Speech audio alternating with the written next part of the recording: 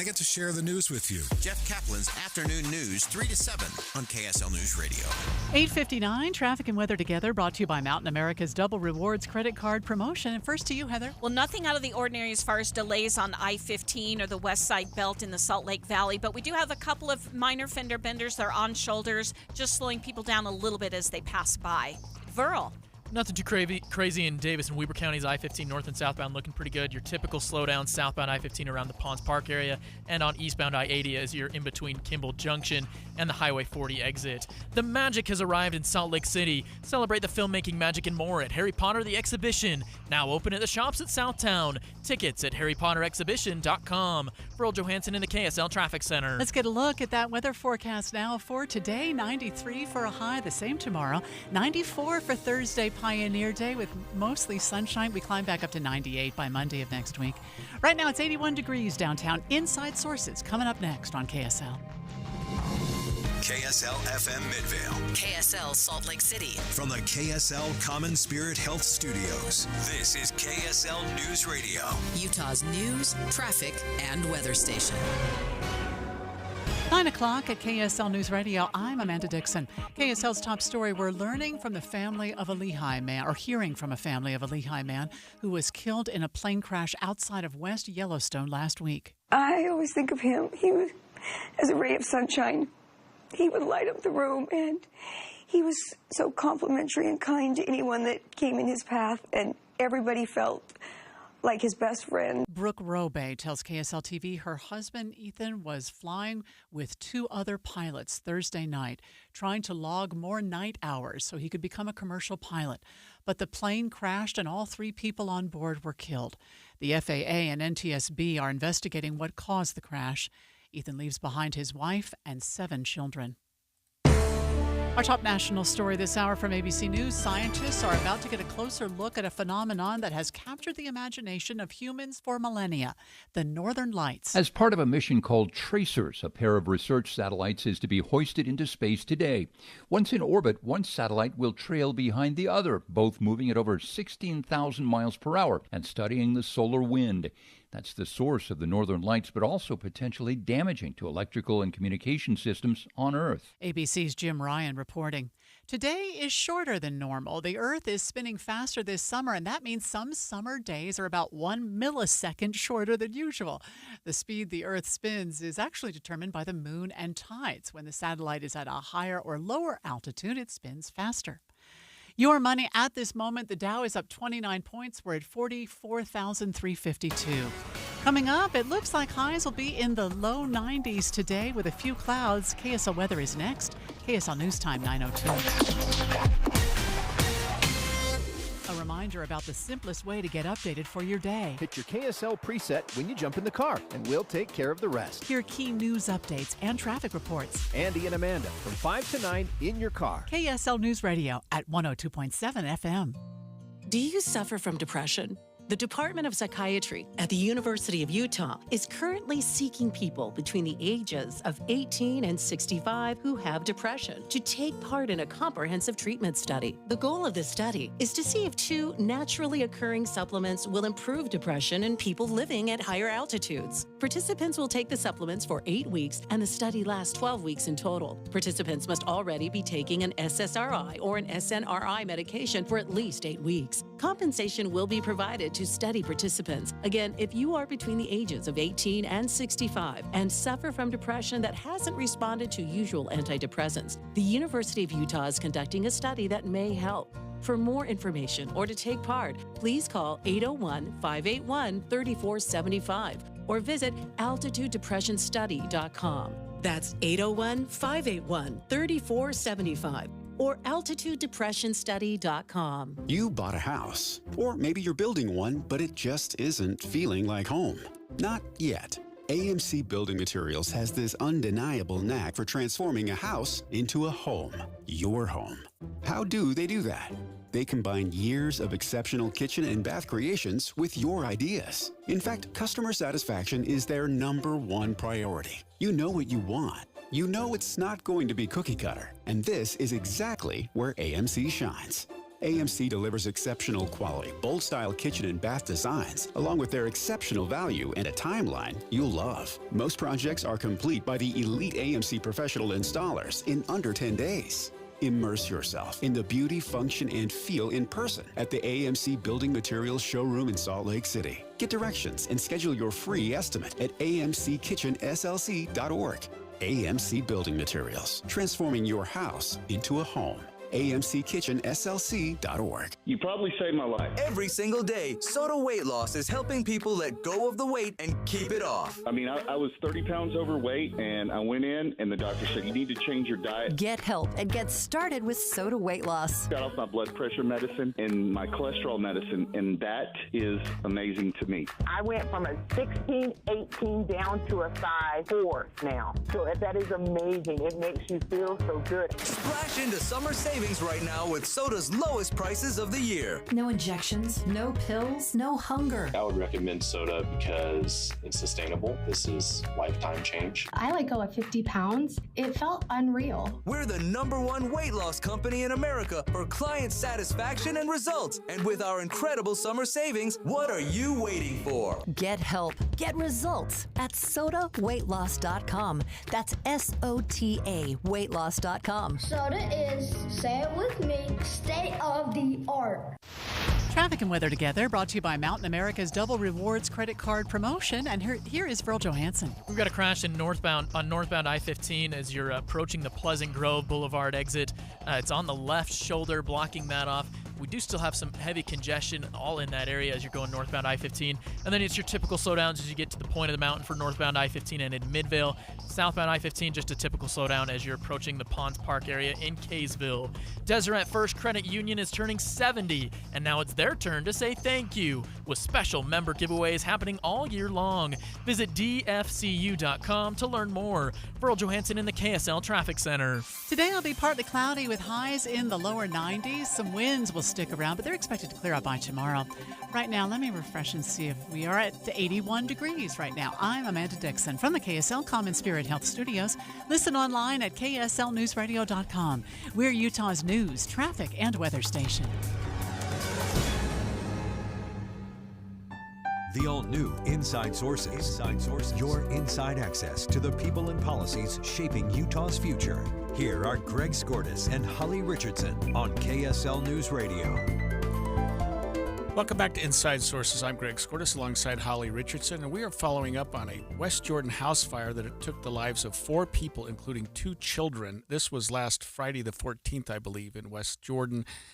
It was just a tragic fire, and we're learning more and more about it. And I understand that it's still under investigation, and there may be some parts of it that we don't know. But one of the sergeants at the department, Andrew Hercules, did say, we believe that this was an arson that was committed by one of the deceased individuals. So we are joined in studio today by West Jordan Detective Alondra Zavala.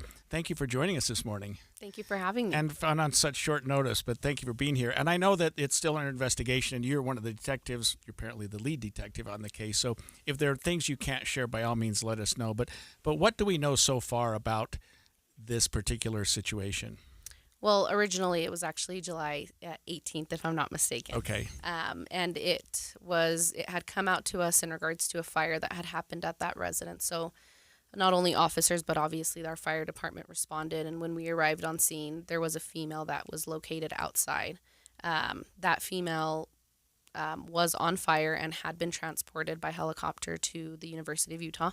She did succumb to her injuries. Obviously, through our investigation, we were able to go inside the home and did locate that there were an additional 2 people inside, as well as 1 juvenile. The investigation did lead us to believe that it was an arson, and that's where our Sergeant Hercules was able to verify that information for you guys. So let me just ask this question: How could you tell that it was arson and not just accidental left a candle burning or something?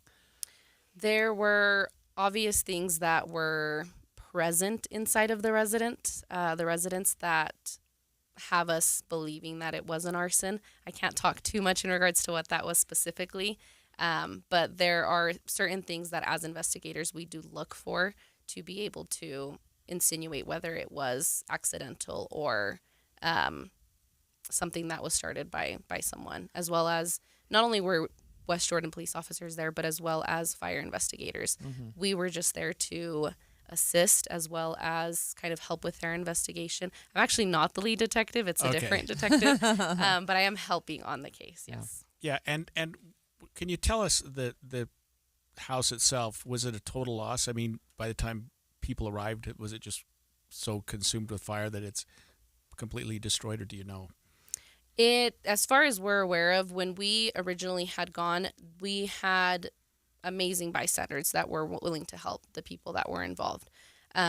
The portion of the downstairs area, so the home is actually split into two different homes.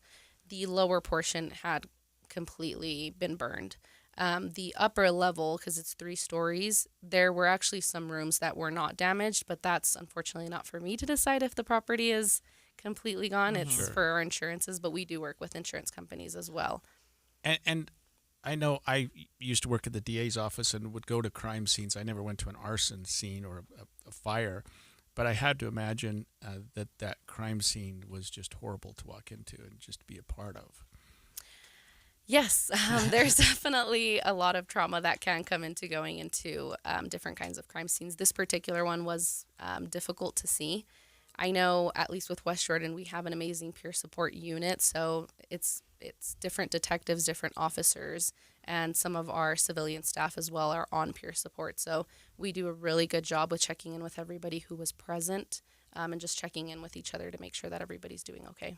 And as you continue to investigate a situation like this, Detective Zavala, can you tell our listeners what level of cooperation or communication fire and law enforcement have? I mean, who leads the investigation in terms of whether it was an arson or is it just a joint collaborative effort?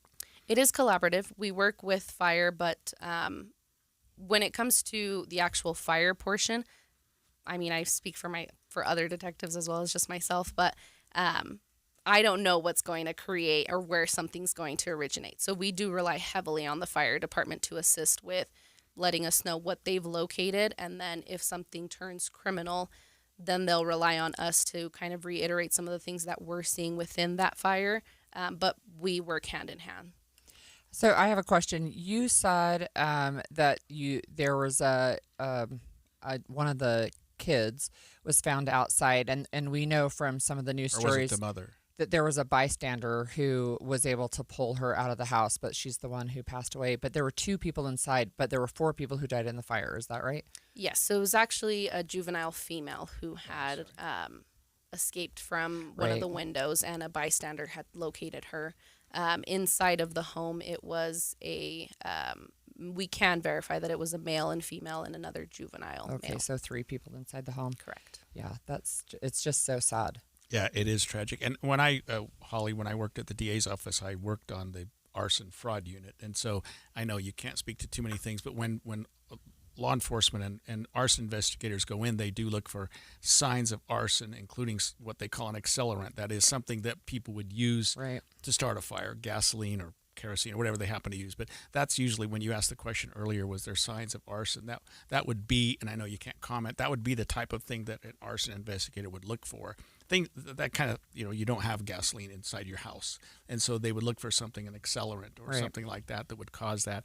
And then, of course, I suppose, Detective, that there's going to be, or there has been, some level of medical, I guess from the medical examiner's office to, I don't know what you can do after an arson because the injuries are so severe, but to determine if there was anything other than the arson that caused the death. I mean, is that still ongoing, that investigation as well? Yes, so we are working with the medical examiner's office in regards to, one, identifying the individuals, which is why we're not releasing the names. There is a process to identifying everybody, and in regards to it being an arson, there are things that you do lose, unfortunately, in an arson. We actually are working with the medical examiner's office to try to identify if maybe they saw a dentist or an orthodontist. So we are actually asking if anybody has information in regards to where they were seeing a dentist or an orthodontist that could help us identify them, that is information that they can contact the West Jordan Police Department in regards to.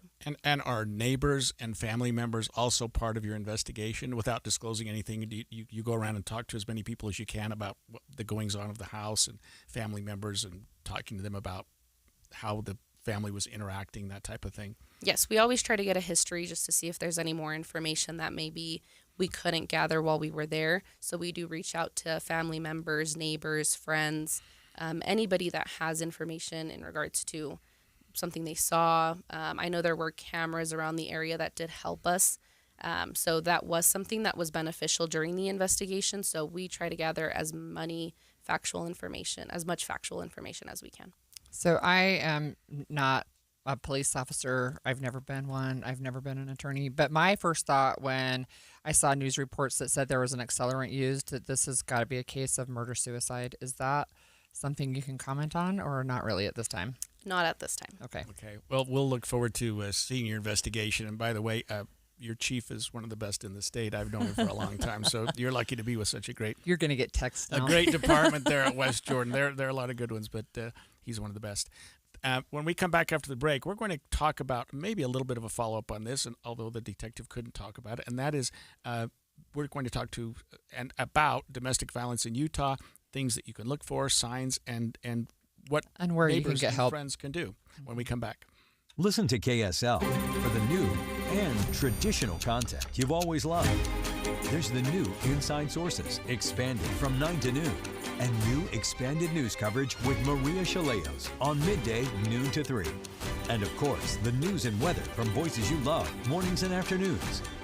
Here are new traditions and the familiar ones on KSL News Radio, 102.7 FM and 1160 AM. Andy, my husband and I had Bedrock Quartz redo 3 bathrooms for us, 2 in the old house and 1 in the new house. And I loved working with them for so many reasons.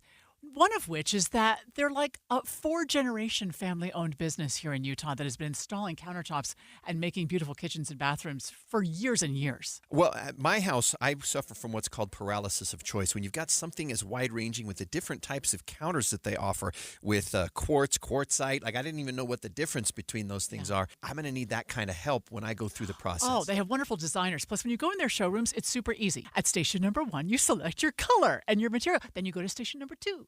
And you pick out your backsplash, and then you go to number 3, and you select your faucets. It's so easy to do. They've got what's called employee pricing for everyone. This is the first time they've ever offered this. For the month of July through August, everyone gets the friends and family discount. They've got 9 locations near you from Layton to St. George, including a new one in Salt Lake City. BedrockQuartz.com. That's BedrockQuartz.com.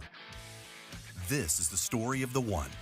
As a lineman, he does whatever it takes to keep the power on in his community. And he wants a partner like Grainger who does the same. Grainger offers the professional-grade products he needs, from voltage detectors to harnesses to hard hats, plus fast, dependable delivery, so he can rise to every challenge. Call 1-800-GRAINGER, click Grainger.com, or just stop by. Grainger, for the ones who get it done. Why'd I go to the doctor? One day at the firehouse, I was so lightheaded I could barely stand. Even my crew noticed. Getting checked out was the right call. Turns out I have atrial fibrillation, which increases the risk of stroke about 5 times. Symptoms like irregular heartbeat, heart racing, chest pain, shortness of breath, fatigue, or lightheadedness can come and go. But if it's AFib, the risk of stroke remains. If you have symptoms, contact a doctor. I'm so glad I did. Visit NoTimeToWait.com, sponsored by Bristol-Myers Squibb and Pfizer. Tim Jr. here from RGS Exteriors. I want to tell you about our famous "You Don't Need a Warranty" warranty. That's right, it's a warranty you don't need, but we give it to you anyway. Let me explain. Most warranty problems for siding, gutters, and windows are caused by not installing stuff right in the first place. If you rush the work, cut corners, or use subpar materials, you're just begging for problems later. At RGS Exteriors, we don't tolerate careless workmanship. We slow down, focus on every detail, and use only the best materials. We prevent warranty work by doing the job right in the first place. That's why the 10-year everything guarantee we give you is also known as our "You Don't Need a Warranty" warranty. We absolutely will be there if you need to use it. But honestly, you probably will never have to. Done right the first time. That's the RGS way. For siding, gutters, and windows, call 801-280-3110 or visit us at rgsexteriors.com. When it comes to vaping, the truth can get clouded. So let's make it clear. Vaping is not safe for kids, teens, or young adults. It's just not. Because vaping can put microscopic particles into your lungs. And dangerous things like metals and volatile organic compounds into your body. And nicotine, the same highly addictive substance found in regular cigarettes. Nicotine can harm a person's brain development through their mid-20s, affecting learning, memory, attention, and impulse control, and priming the brain for other addictions. Vaping products also come in kid-friendly flavors that can make them appealing to youth. And many kids also use other drugs, like marijuana, in vaping devices. With appealing flavors, high nicotine levels, and lots of promotion on social media, many kids think vaping is harmless, but it's not. So talk to your kids about the risks of vaping, because when you talk, they hear you. For more information, visit underagedrinking.samhsa.gov. Hi, this is Christina Ricci with RAIN. Every 2 minutes, another American is sexually assaulted. If you or someone you know has been sexually assaulted, you are not alone. Help is just a call or click away through the National Sexual Assault Hotline. Please call 1-800-656-HOPE, that's HOPE, or visit RAIN.org, that's RAINN.org. Brought to you by RAIN and this station. An expanded Inside Sources. We just had an interesting interview with a detective with the West Jordan Police Department, Alondra Zavala, talking about a really horrible tragedy that happened in their jurisdiction on the 18th of this month involving a fire. It could have been arson caused, and it could have been domestic violence related. Of course, the detectives can't tell us too much while the case is ongoing, but we thought we would follow up on that a little bit and speak with one of the directors, a communications specialist from the Utah Domestic Violence Coalition, Kimmy Wolf, to talk about just what people can do, what neighbors can do, what things to be aware of. And we don't necessarily want this to be part of the West Jordan fire case, because we don't know that case involved domestic violence. But I think it's important when we have things like that we at least open up the communications. Kimmy, thank you for joining us this morning. Thank you for having me. And go ahead. I am wondering, Kimmy, if you could give us just maybe a background information about domestic violence in Utah. I know it's a concern. It's absolutely a concern, and many people think that, our rates, whether it not even happens here, can't possibly be as high as the national average, and we are tracking just with the national average. So Utah certainly is not immune from domestic violence. What can, in situations, Kimmy, when individuals are the victims of domestic violence, are there ways to report that or to communicate with others in a way that they can maintain some level of anonymity or confidentiality? I know that's a hard thing. Yeah, well, all of the domestic violence services, the calls, the hotlines, it is confidential. Agencies don't ask for immigration status. You can call and not necessarily take part in the services. So, there are options out there, but I do understand that there are complexities. There's fear. There's fear of disclosure. There's fear of deportation. There's fear of the agency calling, the police on their behalf, which they may or may not want. Oh, it's interesting that you said that they don't inquire about their immigration status. I wasn't aware of that. That is true, yes. Wow. Can you talk to us about so you said the lines are confidential, and maybe if somebody's experiencing domestic violence, they can call these lines with some sort of confidence. But can you tell us about what can neighbors or friends do if they're concerned about what might be happening? For bystanders to intervene, they have to realize that it possibly could place the victim in greater danger. So being cautious, being circumspect, Obviously speaking to the individual alone, but be prepared that the victim may downplay or completely dismiss or even be, possibly angry at the inquiry. But this is all because of their own safety. So while we can educate ourselves as, family and friends, approaching the victim does need to be done with caution. Yeah, and I just having dealt with these situations myself, both as a prosecuting and a defense attorney, it seems that more and more law enforcement are being trained in what they call the LAP. Yeah, lethality assessment protocol. Assessment protocol. I don't know that you're necessarily involved with that, Kimmy, but can you tell us what level of cooperation you have with law enforcement when they respond on these situations?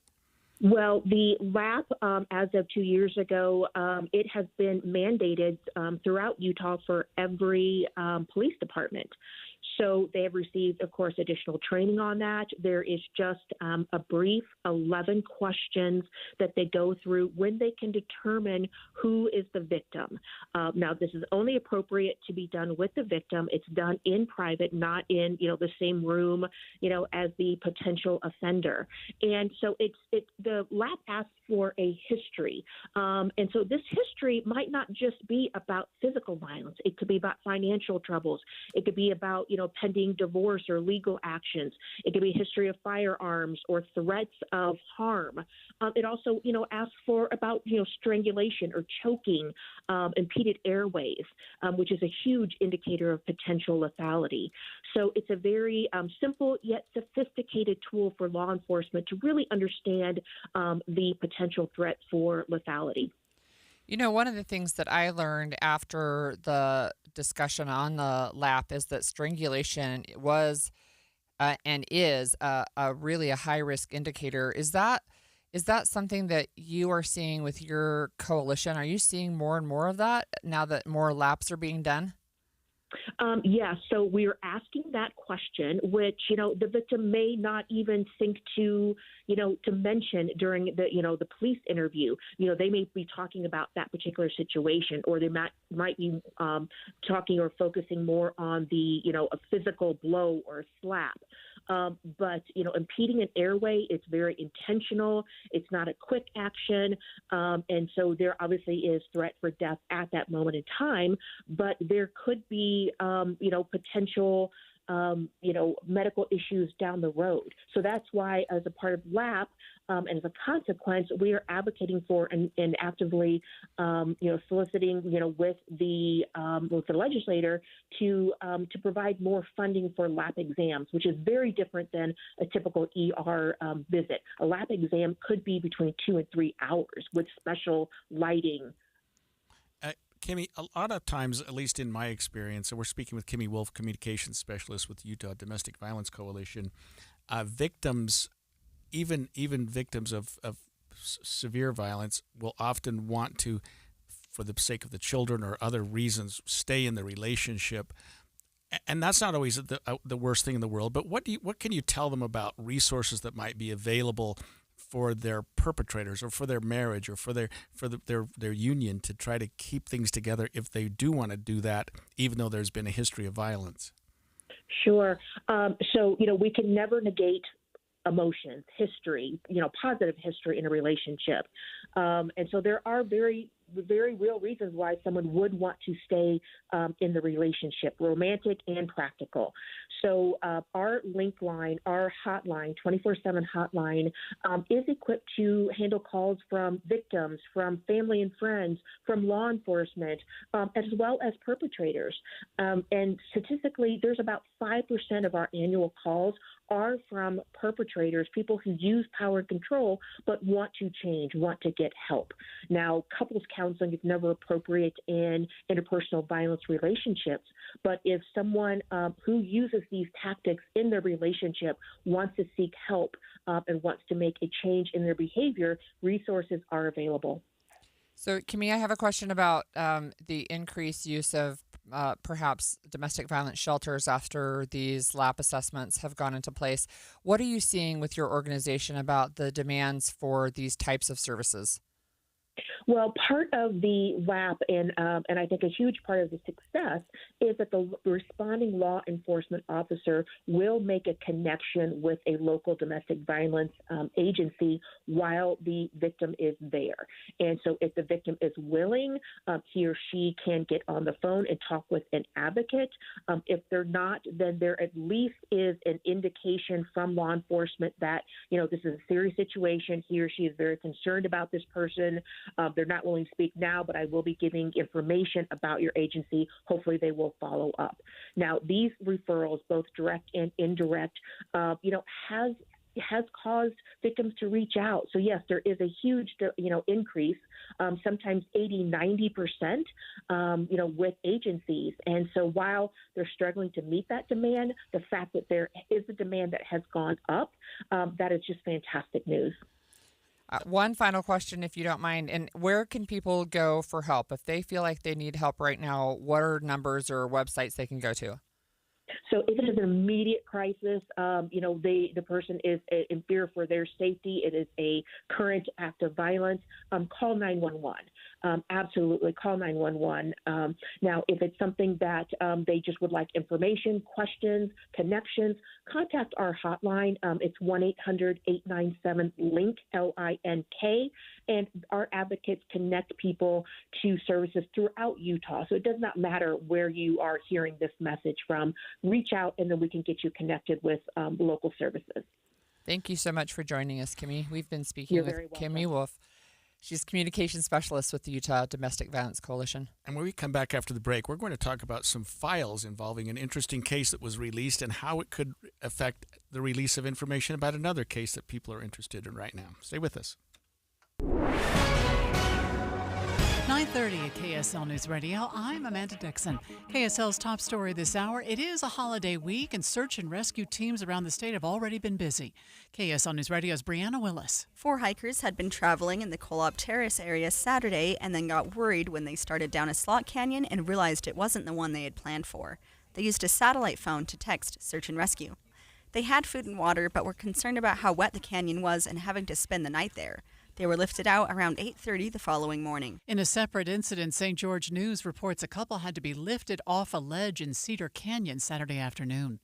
Fireworks are legal to set off again in Utah starting today, and Ogden City has added more restrictions.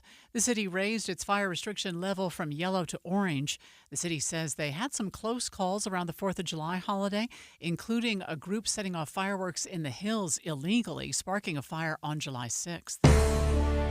Our top national story this hour from ABC News, more strong storms causing flooding in several states. ABC News Chief Meteorologist Ginger Z. We had deadly flash flooding again yesterday. This time it was in Overland Park, Kansas, where a woman was swept into a creek. Charleston, South Carolina also had some flash flooding. They do that when they get rain too fast. And unfortunately, we're going to see that again today because we have an elevated level 2 out of 4 from Wilmington down through Charleston and even Savannah, Georgia. Here in Utah, we're looking at warm, sunny weather.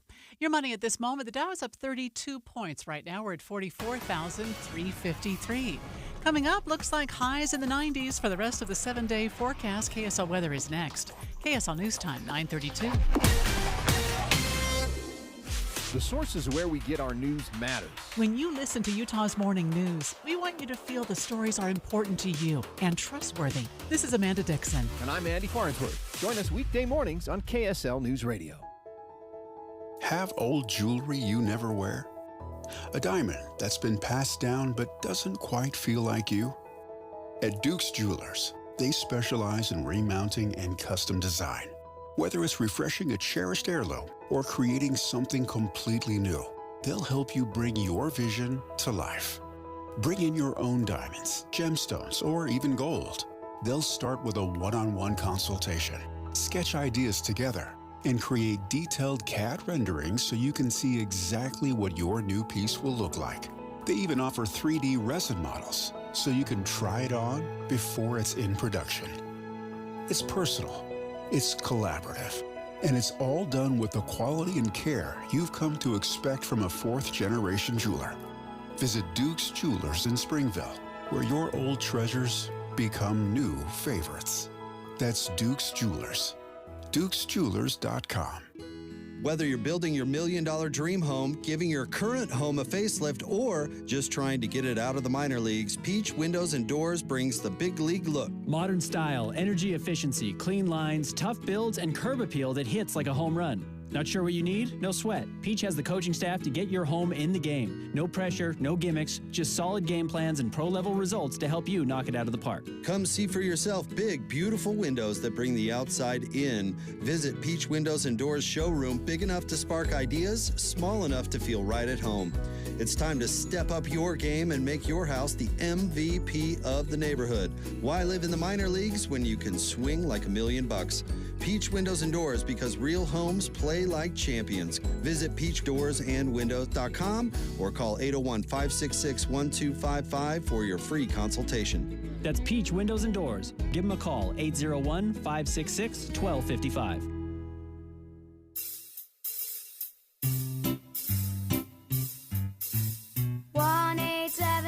Cars for Kids. KARS Cards for Kids. 1-877 Cards for Kids. Donate your card today. 1-877 Cars for Kids. KARS Cars for Kids. 1-877 Cars for Kids. Donate your car today. Donate your car today at carsforkids.org. That's cars with a K. Your car, running or not, can be picked up as soon as the next day. You'll get a maximum tax deduction and a vacation voucher. 1-877 Cars for Kids. KARS Cars for Kids. 1-877 Cars for Kids. Donate your car today. Now accepting donations of land, homes, buildings, or any kind of real estate. Traffic and weather together, brought to you by Mountain America's Double Rewards credit card promotion. And here's Heather Kelly. We've got a couple of crashes on the I-215 West Belt. The first one is southbound as you pass 4700 South and then make that curve that'll take you toward Redwood Road. It's over on the right shoulder. And then once you pass Redwood Road, but before you get to the I-15 South interchange, there's another crash. Several vehicles involved in this one. Again, over on the right shoulder. None of that causing too many slowdowns right now because we just don't have a lot of traffic on the roadways. I-15 back to normal speeds finally in all directions throughout Utah, Salt Lake, and Davis counties. Heather Kelly in the KSL Traffic Center. Today will be partly cloudy with highs in the lower 90s. Some winds will stick around, but they're expected to clear out by tomorrow. Right now, it's cloudy and 81 degrees. I'm Amanda Dixon from the KSL Common Spirit Health Studios. Listen online at kslnewsradio.com. We're Utah's news, traffic, and weather station. The all-new Inside Sources. Your inside access to the people and policies shaping Utah's future. Here are Greg Skordas and Holly Richardson on KSL News Radio. So, Holly, a whole lot of files have just been released. 230,000 pages. But no, they're not the Epstein files. They're the Martin Luther King Jr. files. We'll talk about both now, but it's interesting because the Trump administration decided to release the FBI surveillance of Martin Luther King, includes over almost 250,000 pages of records that have been under a seal since 1977. The response to that hasn't been so much, well, let's look and let's revisit Martin Luther King, but it's like, well, what are we doing about the Epstein files? That is exactly right. And the King's children have asked for empathy, first of all, with the release of the files. But I saw Bernice King, his daughter, post yesterday on X and say, with a picture of her dad, and said, now release the Epstein files. King's children strongly opposed the release, saying in a statement, "We ask those who engage with the release of these files to do so with empathy, restraint, and respect for our family's continuing grief." Daughter Bernice King later posting, "Now, do the Epstein files." While the White House is touting the release of the King files, they still are not releasing the full files on convicted sex offender Jeffrey Epstein. So as much as I'm reading about the release, and of course I obviously haven't read 250,000 pages. You know, that's what AI is for. Yeah, there you go. Let it read it. We're not hearing or learning things that are particularly problematic. I mean, it's obviously very personal information for the King family, and I can appreciate that, but I don't see I don't see things that are controversial What that would I've- be embarrassing to the family. What I've seen so far, or what I've heard so far, is that there's nothing new, really. And we know that the FBI had Martin Luther King Jr. under surveillance while he was still alive. We know that there were some things that they were involved in releasing information that was potentially embarrassing to him while he was still alive. But 240,000 pages. Again, AI, you can run it through and ask for a summary. But look, a lot of people are saying this is just a diversion tactic because we are actually really interested in seeing the Epstein files. Right. And the Reverend Al Sharpton, who's never one to avoid giving a statement, said this: Trump releasing the MLK assassination files is not about transparency or justice. It's a desperate attempt to distract people from the firestorm engulfing Trump over the Epstein files and the public unraveling of his credibility among the MAGA base. I mean, you would expect him to say that, and there's a little bit of truth to that. You would expect as well. It's interesting. So we have Speaker Mike Johnson, and we've talked several times about how there have been motions in the House to release the files right now. Well, he is getting ready to send everybody home for a 6-week recess. Like, you can, it's kind of funny because he's going to send them out to recess, but he said he absolutely will not be releasing, they will not be holding a vote on releasing the Epstein files before the recess, and they won't come back until, I think, after Labor Day. Yeah, that was interesting. We just saw that in sort of a breaking news that he might recess for 6 weeks. Yeah. so that to avoid a vote on the release of the Epstein files, and or at least forestall it. Exactly. Don't you think that sometimes the thought process might be maybe in 6 weeks people will stop talking about this, but I'm not sure this one's going to go away. I don't think so either, unless some major event happens in the next 6 weeks. Even then, it has everybody looking in a different direction. I mean, this is one of those. Again, we're talking about the Martin Luther King records, which have been released. That's right. Trump's indicated that there are other records with respect to JFK, which were released in March, and RFK, Robert F. Kennedy, in April, that there may still be more records involved in both of those assassinations as well. But these are older cases. These are cases that occurred years and years ago. That we're and the not. People are no longer. Well, Epstein's no longer living either. I mean, I guess that's true. Right. And we kind of think, I don't know that we're learning anything about the actual assassinations themselves. I mean, the conspiracy that a lot of people think and will continue to think, no matter what information is released, is going to go on. But in terms of the FBI files on all of these and law enforcement files and the other things we're learning, what we know is largely accurate with respect to what the story here. had been. Yeah, I mean, there was no indication of a second shooter, for example, with the JFK files, and I mean, for some people, that might have been disappointing, but 6,000 documents totaling nearly 250,000 pages related to the 1968 assassination of Dr. Martin Luther King. I mean, that's a lot. And the administration is saying, look, this is a triumph of transparency. But again, remember on the campaign trail, they promised JFK, MLK, and Epstein. Yeah. So there is one thing that I noticed, and maybe I'm reading it wrong, but it does seem like some of the heirs of Martin Luther King, the children, were less than satisfied with the investigation as to the actual person that committed the assassination. That the investigation should have gone further, or that maybe he wasn't the only person involved. Yeah. I mean, I don't know that we're ever going to find information about that. I mean, that was a long time ago. It was, and it's interesting. I'm looking at a New York Times article that was just published really within the last hour, and the 40,000 pages does not include the FBI wiretap recordings of Dr. King that I had just mentioned. But they're under court seal until 2027. That's only 2 years from now. Yeah, but I think those were released early. I mean, I think that was the idea, that they would be under seal until 2027. Right. And that they're now. You're right. Not, so it wasn't necessarily not those recordings, right? But yes. Right. So yeah, it wasn't necessarily a surprise that it was leaked a little early. The timing of it is certainly interesting from the administration's point of view. And like you said, maybe a little bit of a diversion. What was the diversion yesterday from Epstein that there was something else that they were thinking about. Oh, they want to release the grand jury testimony, which is a court process, which you're probably not going to find out any new information. Right, and the birthday card. And the big lawsuit the Wall against Street the Wall Street Journal for publishing the $10 billion lawsuit. $10 billion lawsuit from Donald Trump against Wall Street Journal and its owner, Rupert Murdoch, with respect to an article that they published on July 17th or whenever it was, right, that alleged that Trump wrote Epstein a birthday card that was sort of funny and graphic and largely inappropriate no matter how you define it. Inappropriate. Let me ask you this question. Robert Murdoch, how is he tied in with Fox News? Does he own Fox News? No, he owns the Wall Street Journal. I know, but doesn't he also... Is there also another media corporation that he owns? Because I was seeing some news stories. See, I just put you on the spot because I don't know either.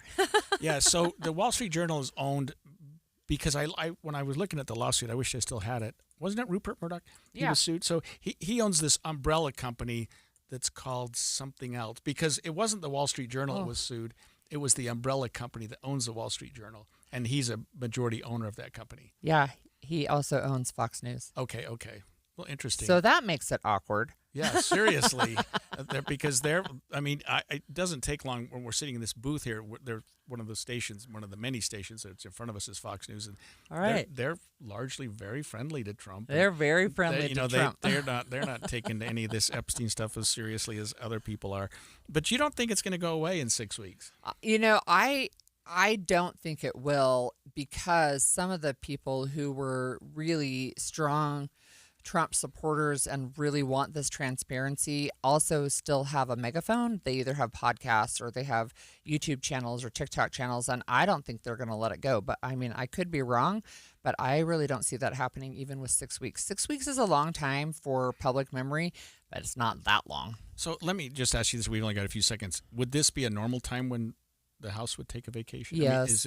So it's not out of the realm that they would take? Yeah, usually they have all of August off. That's Okay. typical. President Trump, in fact, said he wants them to stay through the August recess, the Senate at least, because he has some nominees he wants to get confirmed right now. I don't think the Senate is going to stay. This is their vacation. Yeah, interesting. When we come back after the break, we're going to talk about a dearth of immigration judges in Utah and how that's affecting the immigration process. Stay with us.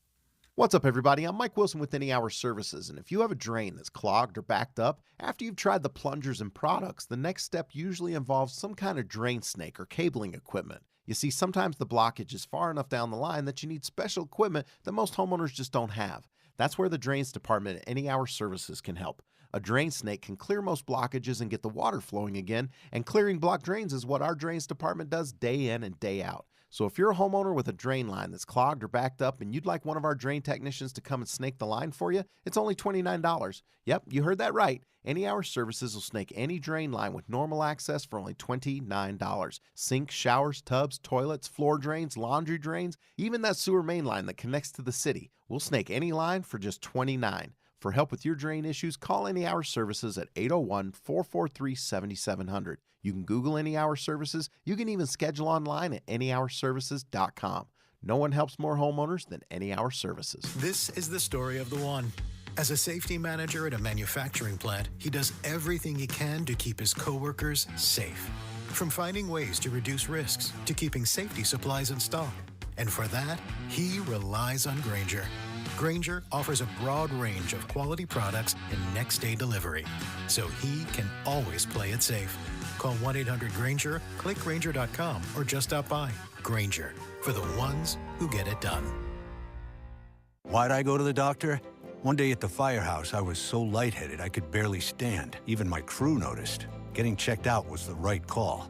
Turns out I have atrial fibrillation, which increases the risk of stroke about 5 times. Symptoms like irregular heartbeat, heart racing, chest pain, shortness of breath, fatigue, or lightheadedness can come and go. But if it's AFib, the risk of stroke remains. If you have symptoms, contact a doctor. I'm so glad I did.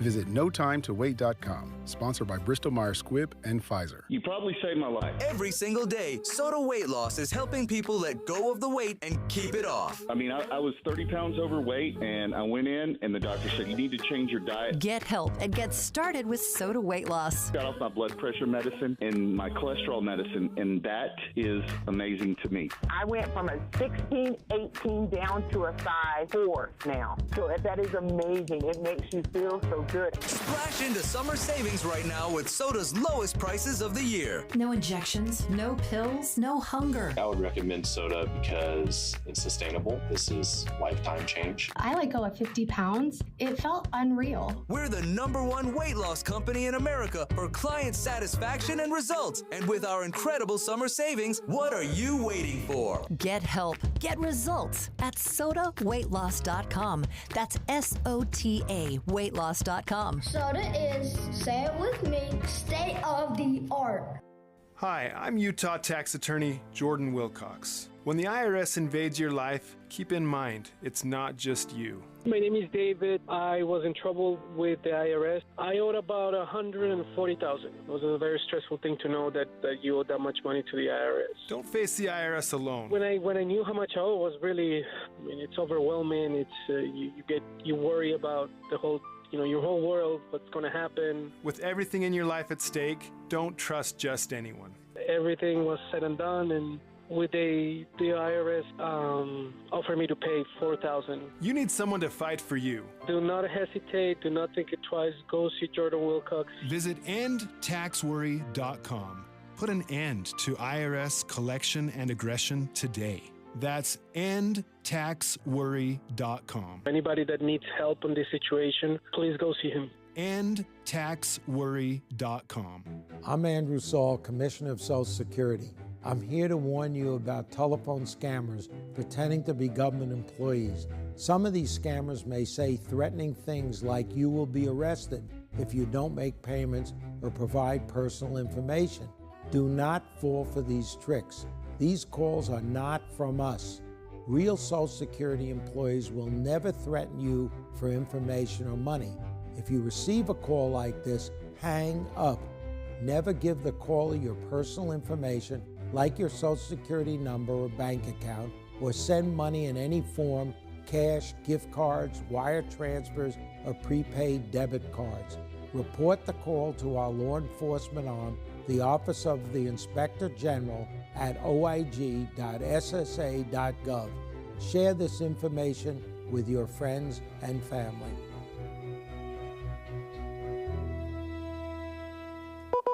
The new Inside Sources.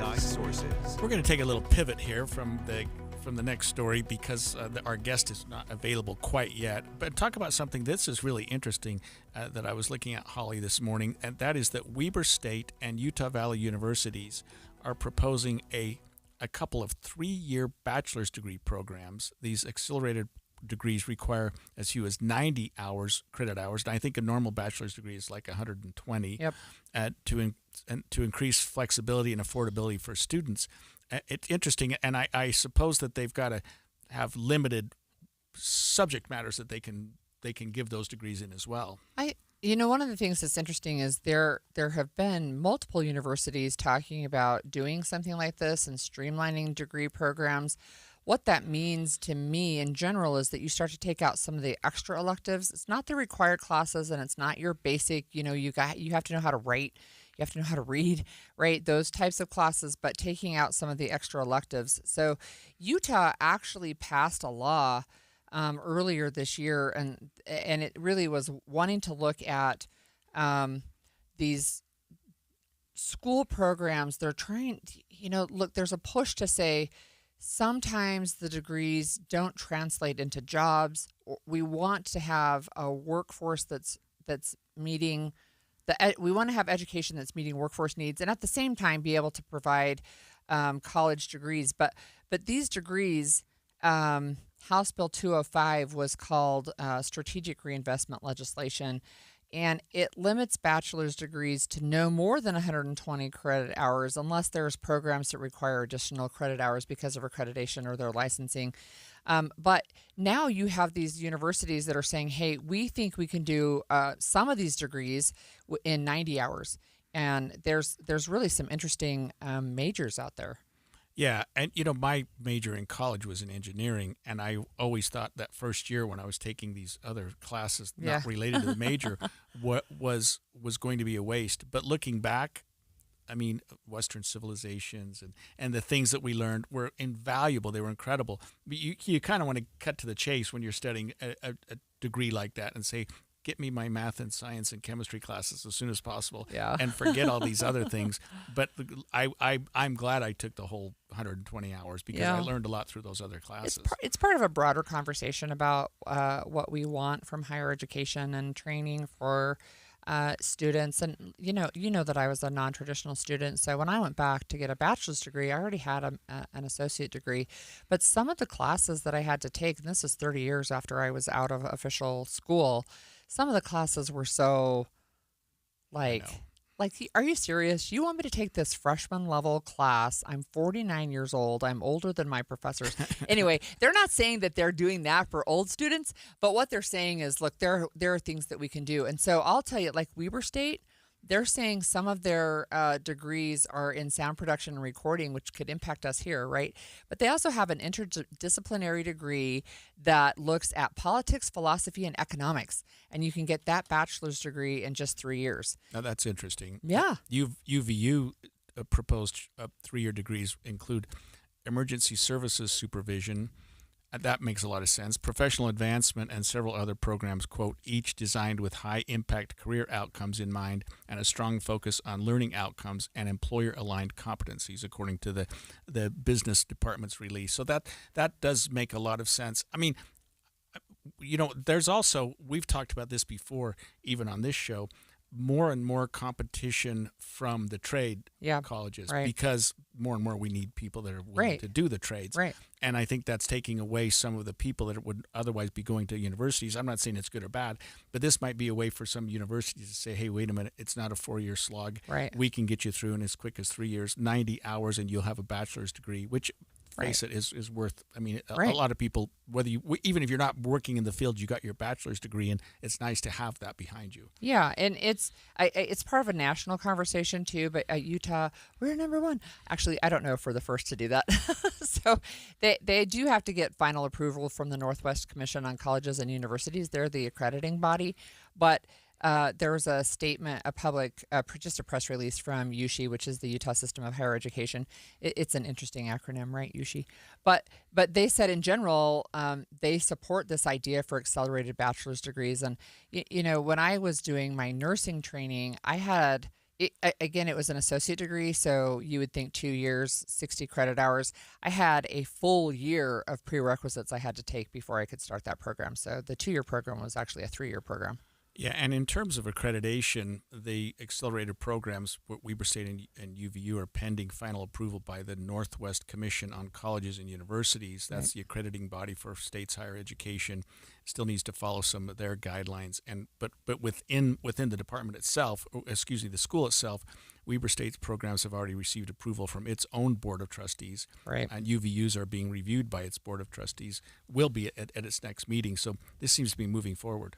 Yeah, and President Astrid Tumenez, she's the UVU president, she said in a statement, this is from the USHE press release, that at UVU, we're committed to providing flexible career-focused pathways that meet the evolving needs of our students and the workforce, right? So anyway, it reduces time and cost to completion. And one of the things that I learned when I went back to school is that there are students who, especially like at UVU, that is an open enrollment school. They have I think the most students enrolled in all of Utah's public schools, and that they had students that would take longer to get their degrees because they had to work for a while, then pay for school, then work for a while, then pay for school. And this would be a way to accelerate that for those types of students as well. Yeah, it's interesting. I learn more about you every day, but you and I took completely different paths through the university system. I was really went on the rocket program. I mean, I graduated high school. 4 years later, I got my degree. 3 years later, I got my law degree. Yeah. I mean, I was 24 when I got my law degree. Yeah. That's probably by the time you started back into university, or maybe No. maybe later than that. I started back when I was 49. There you go. I finished my advanced degree when I was 57, my PhD. So, look, one of the things that I saw from Gallup this week, too, so they're, of course, a polling organization, that they're finding that U.S. public trust in higher ed is rising from recent low numbers. And that's a shift, too. So we've had conversations about, is a university education really worth it? Are we focused too much on making sure our high school students go exactly to a college, or there are other post-high school trainings that they can do? And so there was a dip for a while, but it's on the rise again. It's across all political parties, Democrats, Independents, Republicans, and all of them say, that they have increasing confidence in public education, but they have both in 2-year and 4-year institutions, right? So it's coming back in vogue to go get a degree. Yeah, I mean, when I graduated high school, it almost seemed, Holly, that you went to college. I mean, and not everyone did by any means. Maybe not even half our class did. But there was no doubt in my mind at my senior year at high school that I was looking around for colleges and I was going to get a degree at some college or university. So my husband, also named Greg, by the way, when he graduated from high school, he was at this little tiny high school back in Kansas, and he wanted to go to college, but he didn't know what the process was. Nobody ever talked about it. He heard on the loudspeaker one day, "Hey, if anybody wants to go to college, there's this test you're supposed to take this Saturday, so show up with your pencil." It was like the SAT. And he just showed up. Here I am. Right. Yes, he did. And he ended up going to BYU, Idaho, which used to be Rick's at the time. But that was his training, right? Because everybody there in his high school, this would have been the late 1970s, their goal for most of their graduating class was to be engaged by the time you graduated from high school, have a big pickup truck with the gun rack in the back. That was their goal. Right. I was neither. A lot of people today can take classes or tests or things to sort of give you sort of an aptitude, give you an idea of areas that might be good for you. I mean, I went from engineering to law, which were two completely different things. Yeah. Thinking I could bridge the gap, but of course I never did. I went from nursing to communication to politics. I guess they kind of go together. There you go. Right. Good for you. Well, I think it's interesting, and I hope it works out. I hope that we can. Yeah, I think it's a great option. At least we can look back on it in the future and see if that's a way that we want to go with respect to our colleges and universities and have a 3-year degree. I mean, a lot of people I know just went fast and did it in 3 years anyway. Yeah, you can do that. We pivoted there to get away from the immigration judge issue, but we do want to come back to that after this.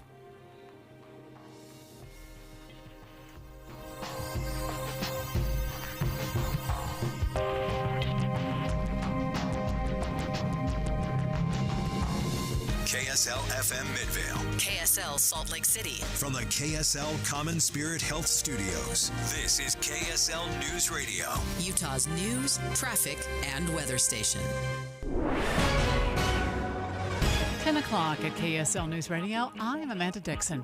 KSL's top story. Salt Lake City police say a group of teenagers appeared to have been in a gunfight in downtown overnight. KSL News Radio's Randall Jepson has more. Police started getting multiple calls from people hearing gunshots near 44 West and 300 South. This was around 11:30 last night. When officers got there, they found evidence of gunfire, but they say there were no victims. Overnight, police say they tracked down several teenagers who appear to be involved, and one girl was booked into a juvenile detention center after police say she had a gun. Randall Jepson, KSL News Radio. Our top national story this hour from ABC News. Target is ending a policy that allowed customers to match prices with its competitors. Target announcing that on July 28th, it will no longer match prices from Amazon and Walmart. The only way to get a cheaper price in store is if Target.com has the same item for less, then that price will still be matched. ABC's Janae Norman reporting. A team from Utah Task Force 1 has returned home after being deployed in New Mexico for a week. The team was deployed to help the Ruidoso community that has been impacted by severe flash flooding during monsoon rainstorms. The flash floods are coming off of burn scars from fires that burned a year ago. Your money at this moment, the Dow is up 39 points now. We're at 44,362. Coming up, dry and breezy today. KSL weather is next. KSL News Time, 10:02.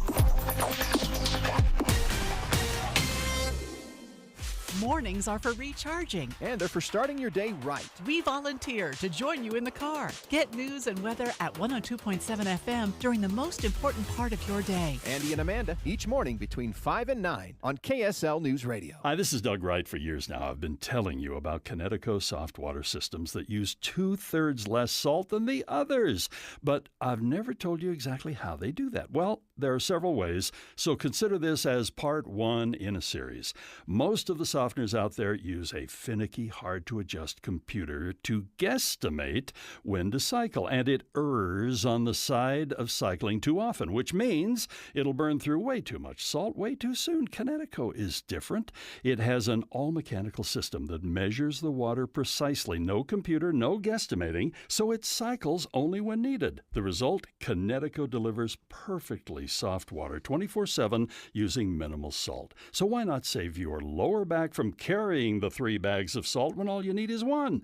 Call Northern Utah's authorized Connecticut dealer, Connecticut Quality Water Systems of Salt Lake. Call them now, 801-576-8600, or log on to softwaterutah.com and tell them Doug sent you. This is the story of the one. As a safety manager at a manufacturing plant, he does everything he can to keep his coworkers safe. From finding ways to reduce risks to keeping safety supplies in stock. And for that, he relies on Grainger. Grainger offers a broad range of quality products and next-day delivery, so he can always play it safe. Call 1-800-GRAINGER, click Grainger.com, or just stop by. Grainger, for the ones who get it done. Why'd I go to the doctor? One day at the firehouse, I was so lightheaded I could barely stand. Even my crew noticed. Getting checked out was the right call. Turns out I have atrial fibrillation, which increases the risk of stroke about 5 times. Symptoms like irregular heartbeat, heart racing, chest pain, shortness of breath, fatigue, or lightheadedness can come and go. But if it's AFib, the risk of stroke remains. If you have symptoms, contact a doctor. I'm so glad I did. Visit NoTimeToWait.com, sponsored by Bristol-Myers Squibb and Pfizer. Tim Jr. here from RGS Exteriors. I want you to know that it's the little things that count. Any remodeler can say they treat customers right when it comes to siding, gutters, windows, and exteriors. It's hard to know for sure. If a contractor uses cheap generic nails instead of super grippy ridge shaft nails for your siding, would you even know? If they use cheap $4 caulk to install your new windows instead of paying $9 a tube for the good stuff, could you tell by looking? It all comes down to the details and trust. At RGS Exteriors, we only do things one way, the right way. We never cut corners. We never skimp on details. We never do less than the job requires. That's why we offer our industry's exclusive 10-year everything guarantee. And it's why we have the happiest customers. If you need any gutters, siding, or replacement windows, call RGS Exteriors at 801-280-3110 or visit rgsutah.com. That's 801-280-3110 or online at rgsutah.com. Traffic and weather together, brought to you by Mountain America's Double Rewards credit card promotion. And here's Heather Kelly. Well, things are moving along pretty well all across the Wasatch Front. No delays right now on I-15 northbound from Utah County into the Salt Lake Valley. Southbound I-15, from time to time, you do have the slowing from Kaysville to Farmington. That is due to lane restrictions that happens every morning at this time. But other than that, you're going to look good if you're coming out of Tooele County or going through Parley's Canyon to and from Park City. No matter the weather, your feet can feel fantastic. Find the Good Feet location nearest you at goodfeet.com. Heather Kelly in the KSL Traffic Center. We'll be around 93 degrees today in Salt Lake City. A little bit breezy. 93 again tomorrow. 94 on Pioneer Day. Right now, let's see what our current temperature is. 82 degrees. I'm Amanda Dixon from the KSL Common Spirit Health Studios. Listen online at kslnewsradio.com. We're Utah's news, traffic, and weather station. The all-new Inside Sources. Your inside access to the people and policies shaping Utah's future. Here are Greg Skordas and Holly Richardson on KSL News Radio. Utah has lost 60% of its immigration judges in just a matter of months. We started 2025 with 5 immigration judges, and now we only have 2. That leaves only 2 judges to handle more than 60,000 deportation cases across the state. That is not going to help with the backlog. No, it's not. And if you recall, this backlog was a huge part of the election. Let's face it, in 2024, the fact that we weren't dealing with immigration cases, and I'll just tell you to define the term the problem even more succinctly, that the courts were so backlogged that people were not being deported because they just couldn't get through the system fast enough. And in fact, they would be released on their own recognizance or released on bail. They'd set a trial for 6, 12, 18 months down the road, and they wouldn't show up. What are you going to do? They're here illegally in the first place. And that frustrated a lot of people. So Trump really fast-tracked it to the point where we sort of threw due process on its head a little bit, according to some people. I mean, it got to be a real problem where we do sort of putting the cart before the horse and deporting before we'd have the hearing. That's now, largely stopped by some of the courts. But it's not helping at all that we don't have enough judges here in Utah. We need 5. We have 2. This wouldn't be the kind of thing that would be a priority for the administration to appoint more immigration judges, I wouldn't think. And you said it before the last break that if the Senate takes a break for the next 6 weeks, we're not appointing anybody. Well, that's right, for the next 6 weeks. And I don't know. I mean, my question is, if you only have 5 judges for 60,000 cases, and now we only have 2, I don't even know if 5 is enough. And we're talking about years worth of delay before people can get their cases heard. It's part of the dysfunctional immigration system. Yeah, and I've appeared in immigration courts both in Utah and Arizona and California. They're backlogged. I mean, you get to those courts and they're sad. I mean, it's just tragic when you watch people there. But there are a lot of attorneys, very, very good attorneys, who practice immigration law. I practice criminal law for the most of my practice. But as immigration got to be more and more of a thing, they called it crimigation. Where we were doing the criminal part, but you had to know the immigration part. Right. You could no longer accept a plea bargain for somebody unless you knew their immigration status, because you might be pleading them to something that for you and I would be take some classes and stay out of trouble and you'll be a fine. But for someone here who's here illegally, it also means you're gone. Kick you out of the country. What strikes me about this is that at least 2 of the 3 judges who are no longer there, it's directly tied to the administration. So one of the judges took the buyout that Trump and Doge offered at the beginning of the Trump administration, but another one was just fired by the Trump administration just before reaching his 2-year anniversary last week. I think it was last week. Anyway, the last week or so. Recently. Yeah. So if it had been a week and a half later, he would have been there permanently.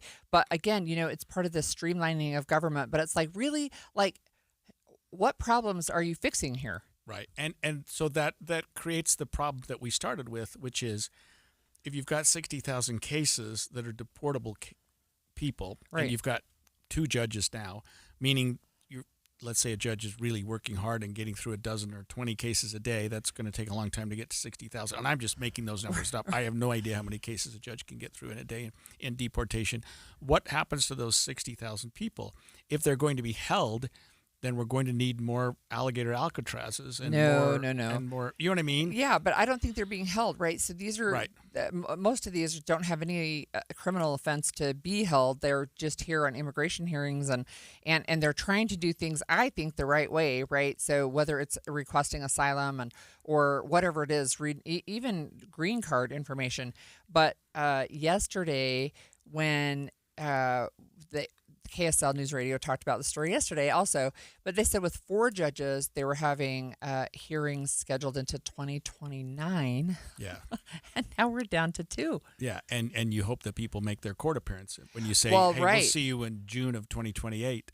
Okay, write that down. Right. And, what are you doing that day? Well, I should be free. And, it's really hard to make those. And there's another group that we haven't really talked about. The courts are backed up. The immigration lawyers are backed up, but they're also the prosecutors, the people that work for the federal government that are pursuing these cases. Yeah. And I've worked with them a lot, and they try to be fair. They try to do what they can, but their hands are tied in a lot of respects too. And I can only imagine, and I haven't done immigration law since the new administration, at least this calendar year, but I can only imagine that their hands are tied more than they've been in the past in terms of what they can offer, what they can do in terms of resolution. And these poor immigration judges who in the past have tried to find an an avenue, not always, but Right. an avenue towards citizenship in these immigration cases. Mhm. You know, if you've done what you need to do and you've been in the country for a while and you worked hard and you've got a Right. family, let's see what we can do about getting you some status here, at least protecting you for some time. But those are really, you know, those days don't happen anymore. Yeah, I just think it doesn't look like it's going to get better anytime soon. In fact, one of the 2 remaining judges is close to retiring. Can you imagine you're down to 1 judge trying to hear 60,000 cases? Yeah, and how do you prioritize? You can't even do it. Like, it's Yeah. not even possible. Yeah, I remember traveling down to Arizona. The town was called Eloy, and there was an immigration court down there. And the significance of the town was that it was not far from the border. Uh-huh. So Yeah. they had the bus there waiting for Oh, us gosh. after court, so people could be deported. And sometimes you would agree to a deportation so that because if you get deported or if you self-deport, it makes a difference in terms of your ability to come back. Right, So right. They sort of, here's the bus. You want to get on voluntarily, or do you want the judge to order you on the bus? It might make a difference in how you're going to be treated down the road. But I know there's no way we're going to be able to do this with 2 judges, with 1 judge, let alone 2. And the administration's got to do something, because you would expect that Congress or somebody's got to step up to the plate and say, we've got to do something. There's got to be some level of due process here. Right. I mean, there have been a number of people saying we do need due process. And there are, of course, people on the other side saying, no, if you're here illegally, you don't have the right to due process. But I don't think that it's reasonable to assume that 1 or 2 judges is going to be able to get through 60,000 cases.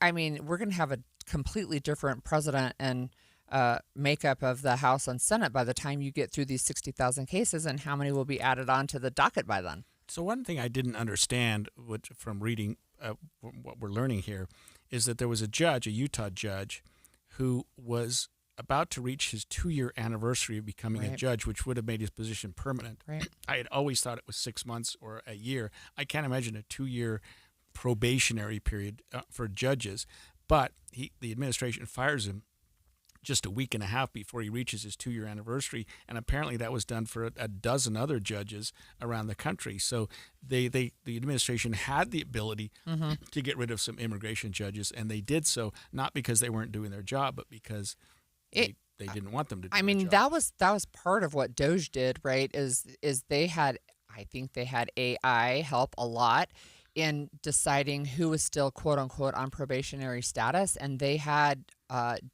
different deadlines. So there were managers, for example, who had been career public servants. They just great performance reviews, and they were given a promotion maybe just under a year ago, whatever the deadline was, and they ended up losing their jobs too. So it doesn't surprise me that it ended up spilling over into judges as well. But there might be more to the story. I don't know for sure. I would say this, having practiced in immigration court, it takes a certain kind of personality to be an immigration court judge. It's not like, it's not like you're putting people in prison or you're doing this. I mean, those judges hear the most heartbreaking stories you can imagine I'm sure. all day long. Yep. And and they're good. I mean, the immigration judges I've appeared for, like I say, I've only been in a couple states, but they've just been these incredibly soft-hearted, really kind people who are looking to help others if they need, but also recognize that they've got a strict law to follow.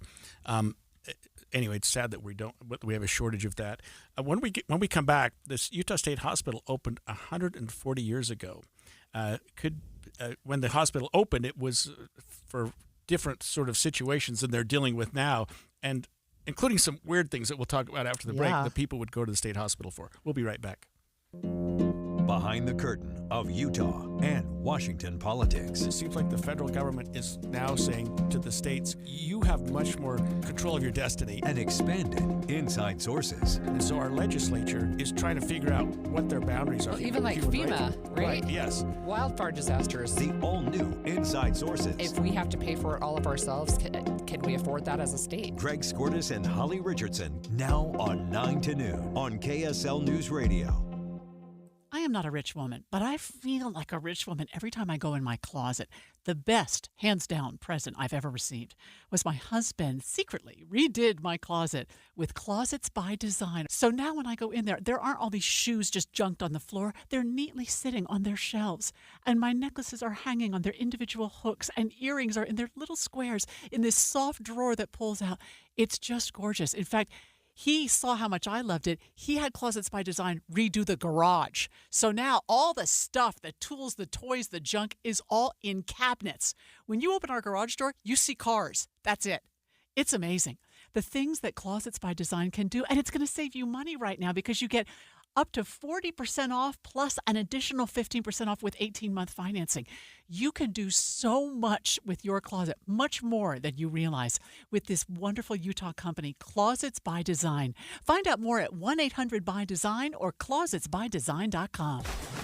Be advised, this is your opportunity to save up to 40 to 80% on a hot tub or swim spa. This weekend only, Friday through Sunday, Mountain America Expo Center, Sandy. Be advised, this is your opportunity to save up to 40 to 80% on a hot tub or swim spa. This weekend only, Friday through Sunday, Mountain America Expo Center, Sandy.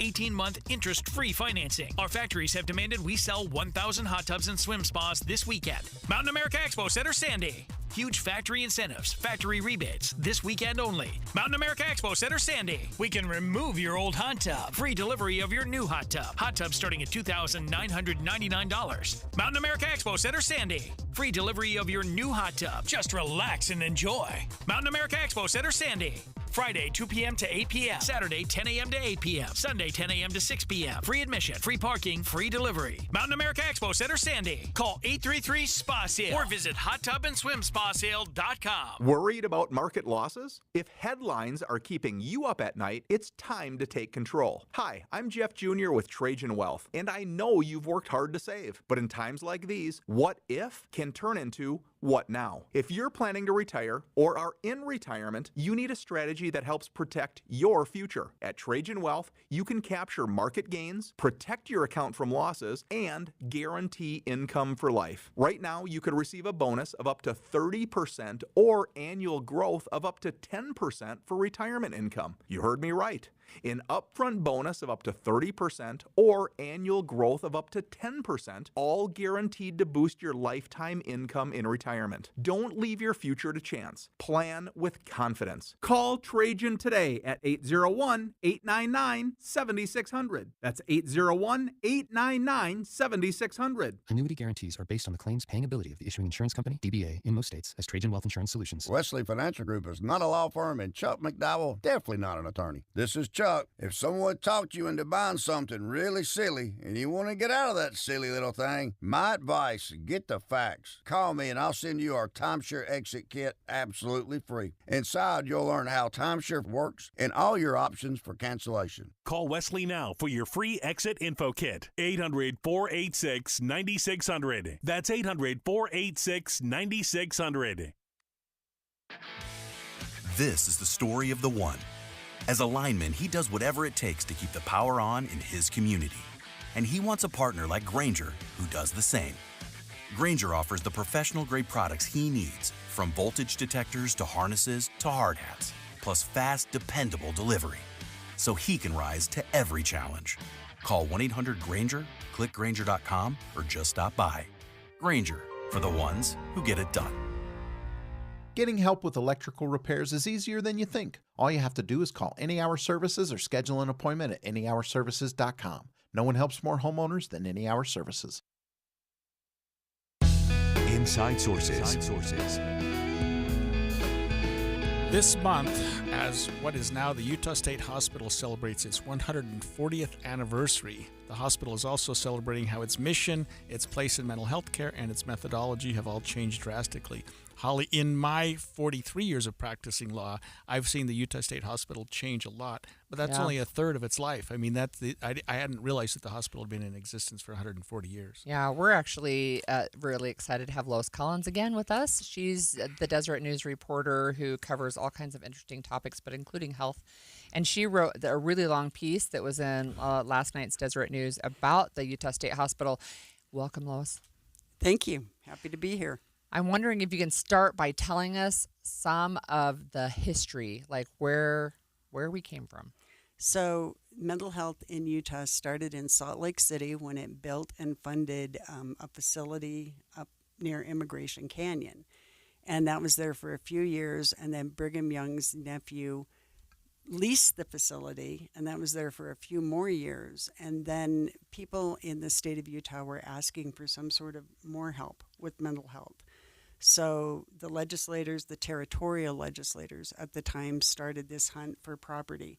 And they picked a place that was east of Provo and nestled kind of up against the canyon on swampy land. Wow. There was a trash dump between it and the city of Provo because you wanted to keep things separated. And that's where the Utah State Hospital is now. It became formally, it was originally the Utah Territorial Insane Asylum. And it became the Utah State Hospital in 1927. And it has kind of a rough history. I think it's fair to say that for the most part, everybody did the best they could, and they didn't know a lot about mental health. But there's this in the museum, which is fascinating. If you're ever on campus, you should go look at the museum. It's really interesting. They had a list of like 67 things that were listed on admission forms for why people needed to be in the state hospital, or at that time in the insane asylum.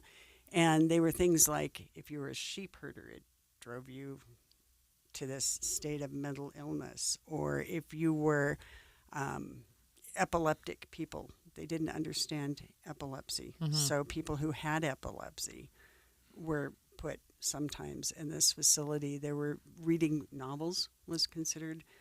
Solar exposure was a reason that somebody was put in there. I mean, it's a long list of really strange things, and there are like 3 of them that have anything to do with mental health as we know it today.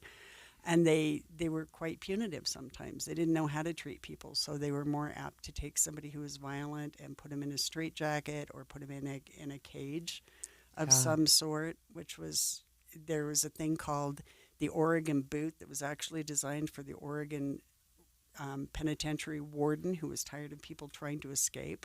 So it was like this 25-pound steel cylinder that you put around your foot. And then it had a stirrup thing that went underneath. It was actually quite painful, but its whole purpose was to keep you off balance so that you couldn't run away. And somehow that went from prison systems into mental health systems. So we didn't know a lot about mental health back then. And 140 years ago, mental health was, if it was recognized as a mental health problem at all, what is now the state hospital was the only mental health provider. Now they do a lot of great work. It's really important to have a place. You cannot be committed there unless you have proven to be a harm to yourself or to others. A lot of people who are in the state hospital being treated, not punished, treated now, are being treated for schizophrenia, bipolar, but it's complex cases. It's not cases that can be treated in the community. About a third of the people at the state hospital have had some sort of criminal involvement, which probably was rooted in mental illness. Right. It's a different reason to be there. People have all sorts of delusions sometimes, and mental health has changed a lot. They don't do electroconvulsive therapy there anymore. They don't use straitjackets anymore. They very much, Dallas Earnshaw, the superintendent, told me they very much try not to re-traumatize people by being physical with them.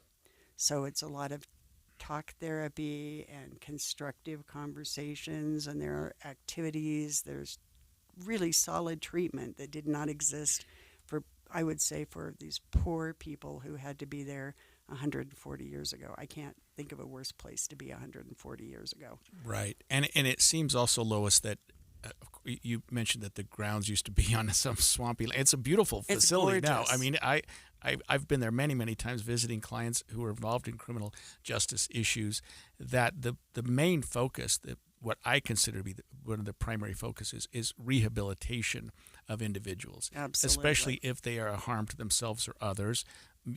It's not a facility like the prison, and not that we warehouse people, but sometimes people just have to serve their time. In the state hospital, it seems like there are reviews. It seems like we get them back in front of some board every once in a while to see how they're doing. But the focus has shifted from sort of housing dangerous people to rehabilitating people to make them back where they should be. That is exactly the goal, I think, to help people rejoin society. And some people can't. Some people have got serious problems that will not let them go back. one of the big things that they do there, as you know, is competency restoration. Right. They treat a mental illness so that you're able to stand trial for whatever. And some people you can't restore competency. And in those cases, they don't stay in the forensic unit. Then there's an effort to get a civil commitment. And civil commitments are also reviewed on a regular basis. It's a beautiful campus. It's weird. One of the things that really stuck out to me from my recent tour of it was that one of the big problems they face that's expensive is actually the way water sticks to the windows. Oh. And that may be because of the kind of the swampy background of the place. But it's a beautiful facility. People from the neighborhood are in there all the time. Deer wander, ducks wander. People hike there. They play golf there. It's interesting to me. But they still keep pretty tight control. They know where the patients are. They know what the patients are doing. There's a school there that uses staff from Provo School District, and it's all about getting better. Can I ask you this question? So you just said there's they provide teachers there. How many children are right now at the state hospital? Do you know? I'm not sure what the census is right now. They have, I believe, 72 beds for children 6 to 18, Oh, wow. and these are kids with complex At the same issues. facility? I didn't realize that. I Yeah, didn't they realize have different had minors there. units. Yes. They have different units, but they have a forensic unit. They have, I think it's almost evenly split for adults between forensic and just adult beds for people with a mental illness, and these are complex mental Right. illnesses.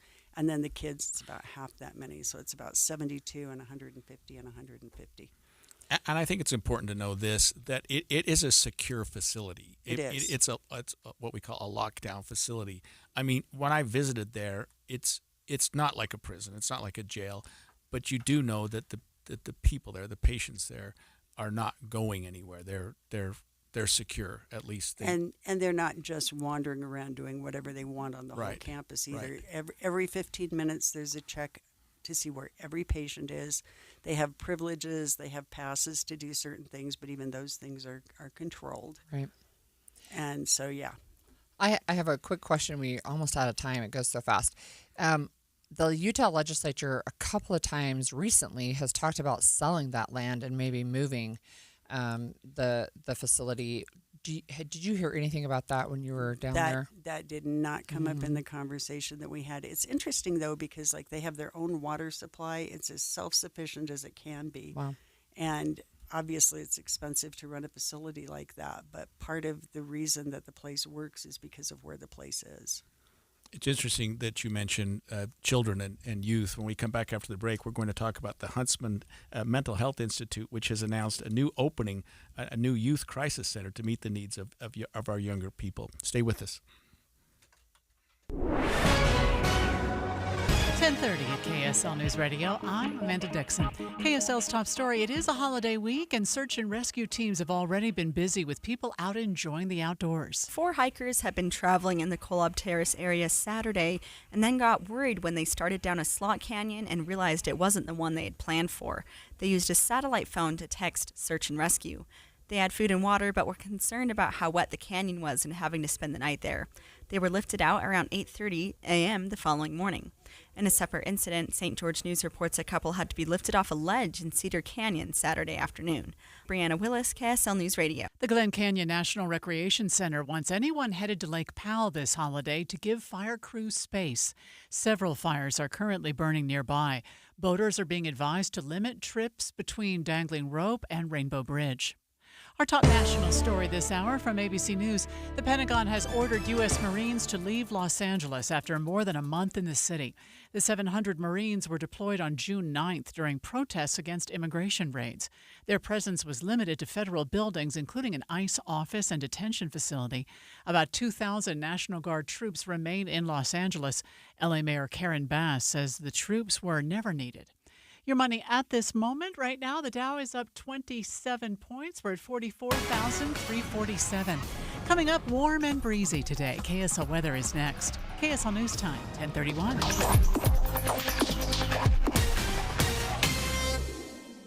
reminder about the simplest way to get updated for your day. Hit your KSL preset when you jump in the car, and we'll take care of the rest. Hear key news updates and traffic reports. Andy and Amanda from 5 to 9 in your car. KSL News Radio at 102.7 FM. Your electric bill is going to be higher for summer, but not if you get new windows from Advanced Window Products. State-of-the-art double-pane windows and insulated frames, any style, any color, from a company that's been building them right here in Salt Lake City for 39 years. Not only are you buying local, but you're cutting out the middleman because they're the factory. You save 30, even 40% on your new windows, and you get a lifetime guarantee from a trusted local company. If there's a problem 5 years from now, they come right over and get things straight. And right now, you can save even more. If you call Advanced Windows for a quote, they'll give you an extra $2,500 off on 10 windows or more. Advanced Windows offers buy now, pay later. They have 60-month 0% financing. They always work out affordable payments, plus $2,500 off. So get your new windows for summer. Make the call now, 801-850-9100. That's 801-850-9100, or you can go to advancedwindows.com. You probably saved my life. Every single day, Soda Weight Loss is helping people let go of the weight and keep it off. I mean, I was 30 pounds overweight, and I went in, and the doctor said, you need to change your diet. Get help and get started with Soda Weight Loss. Got off my blood pressure medicine and my cholesterol medicine, and that is amazing to me. I went from a 16, 18 down to a size 4 now. So that is amazing. It makes you feel so good. Splash into summer savings right now with Soda's lowest prices of the year. No injections, no pills, no hunger. I would recommend Soda because it's sustainable. This is lifetime change. I let go of 50 pounds. It felt unreal. We're the #1 weight loss company in America for client satisfaction and results. And with our incredible summer savings, what are you waiting for? Get help. Get results at SodaWeightLoss.com. That's SOTA weightloss.com. Soda is, say it with me, state of the art. A couple years ago, I was in the bathroom at the airport when I dropped my smartphone in the toilet. Not smart. I was multitasking when I should have been focused on the job at hand. Embarrassing, but I'm not alone. According to Google, 7 million other multitaskers accidentally dropped their phones into the bowl last year. A gentle reminder that right now you can get yourself a brand new Samsung Galaxy A36 absolutely free with a $35 plan from Pure Talk. The A36 comes with scratch-resistant Gorilla Glass and a battery that'll last all day, along with unlimited talk, text, and data on America's most dependable 5G network. In other words, it's tough and smart. Something to think about next time you're multitasking in the necessary. Just dial pound 250, say keyword micro to get your free phone today. You can make the switch in just 10 minutes. That's pound 250. Say micro to switch to a no-nonsense smartphone and a company that actually stands for something. Pure Talk. Traffic and weather together, brought to you by Mountain America's Double Rewards credit card promotion. And here's Heather Kelly. We've got a vehicle fire northbound I-15 in Centerville. The flames themselves are out, but we have 2 right lanes of the freeway shut down right now, just before you get to the West Davis corridor entrance. And this has traffic backed up all the way to Parish Lanes. That's going to take you about 5 or 7 extra minutes to get through, just a mile or so. But that's really the only delay that we're seeing on the roadways. Sometimes you have some slowdowns southbound I-15 as you move from Kaysville into Farmington. That is due to lane restrictions that happen every day. Otherwise, things look good on the east and west side belt routes and through Parley's Canyon. Create a sanctuary in the yard with bedding plants from Olson's Greenhouse. Locally grown quality flowers to adorn containers on the porch, beds, or patio. For tips and ideas, visit OGG.com. Heather Kelly in the KSL Traffic Center. A little bit breezy today and 93 degrees, 93 tomorrow, 94 for Pioneer Day.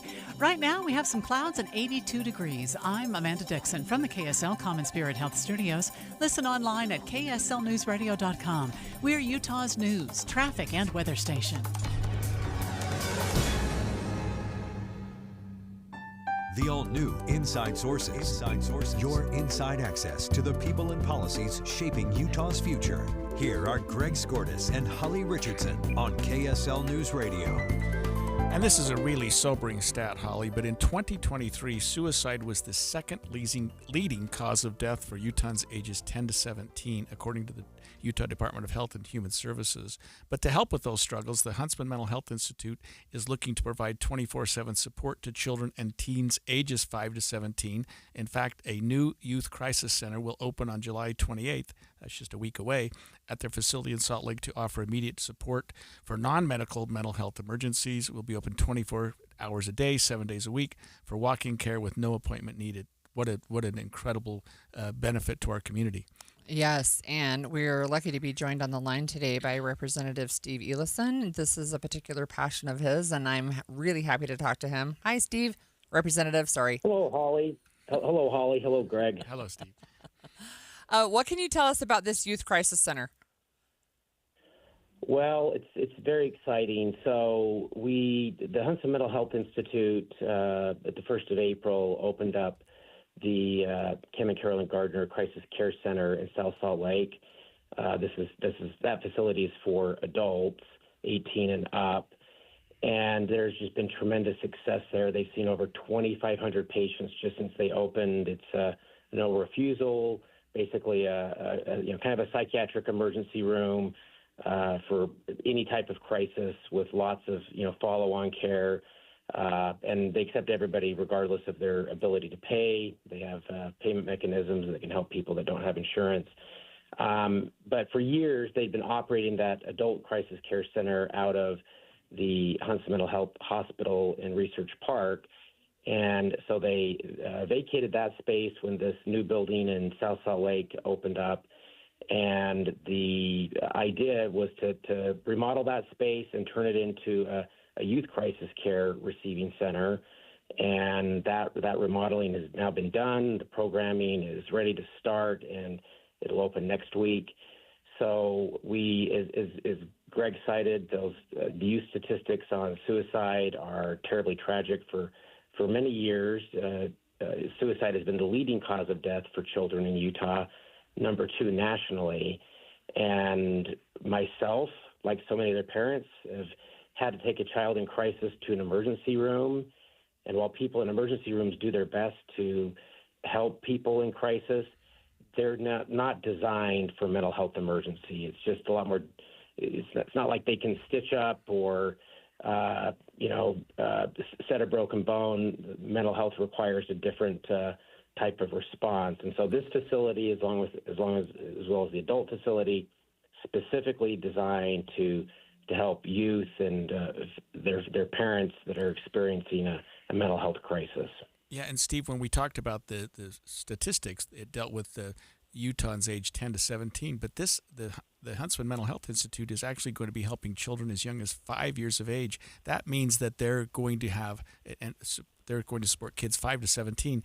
That means their staff has to be especially trained for that particular age group as well, doesn't it?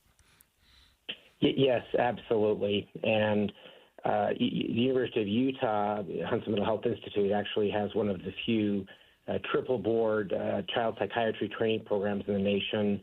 And so they're well equipped to be able to staff this facility with excellent physicians and PAs and social workers that are focused on the needs of youth and children. You don't usually think of a 5-year-old having a mental health crisis, and luckily they're few and far between, but they do exist. And sadly, we have a number of children that have experienced great amounts of trauma in their life. A statistic that a lot of people don't know, but is very true, is about 50% of all lifetime mental illnesses begin by the age of 14, and about 75% by the age of 24. So early identification and treatment is absolutely critical. But nationwide, from the time that a child first starts experiencing mental health symptoms until diagnosis and treatment, on average, is a 10-year delay. So the goal of this facility is to give parents an immediate resource, no appointment needed, regardless of their ability to pay, regardless of their insurance. They'll be welcomed here 24/7, 365. So, Representative, I'm looking at the actual website, and I wondered if you could talk our listeners through what would happen if a family felt like they needed to take a child who was in crisis in. What would that look like when they, walked through the doors? Yeah, so of course they'll be warmly greeted, and there'll be a little bit of a check-in process. But this facility will operate a bit differently than the adult facility. The goal here is to have parents heavily involved. So they'll sit down together to talk about what's going on. Typically, they'll then interview the child separately, the adults separately, in case there are things that either a group is maybe reticent to share. And then they will do a full kind of psychiatric, typically physical examination to try to hone in on what's going on with this child and how to best help them. And the younger children are treated in a completely separate area, and the parents are heavily involved. And then the goal isn't just to stabilize them in that 23-hour period.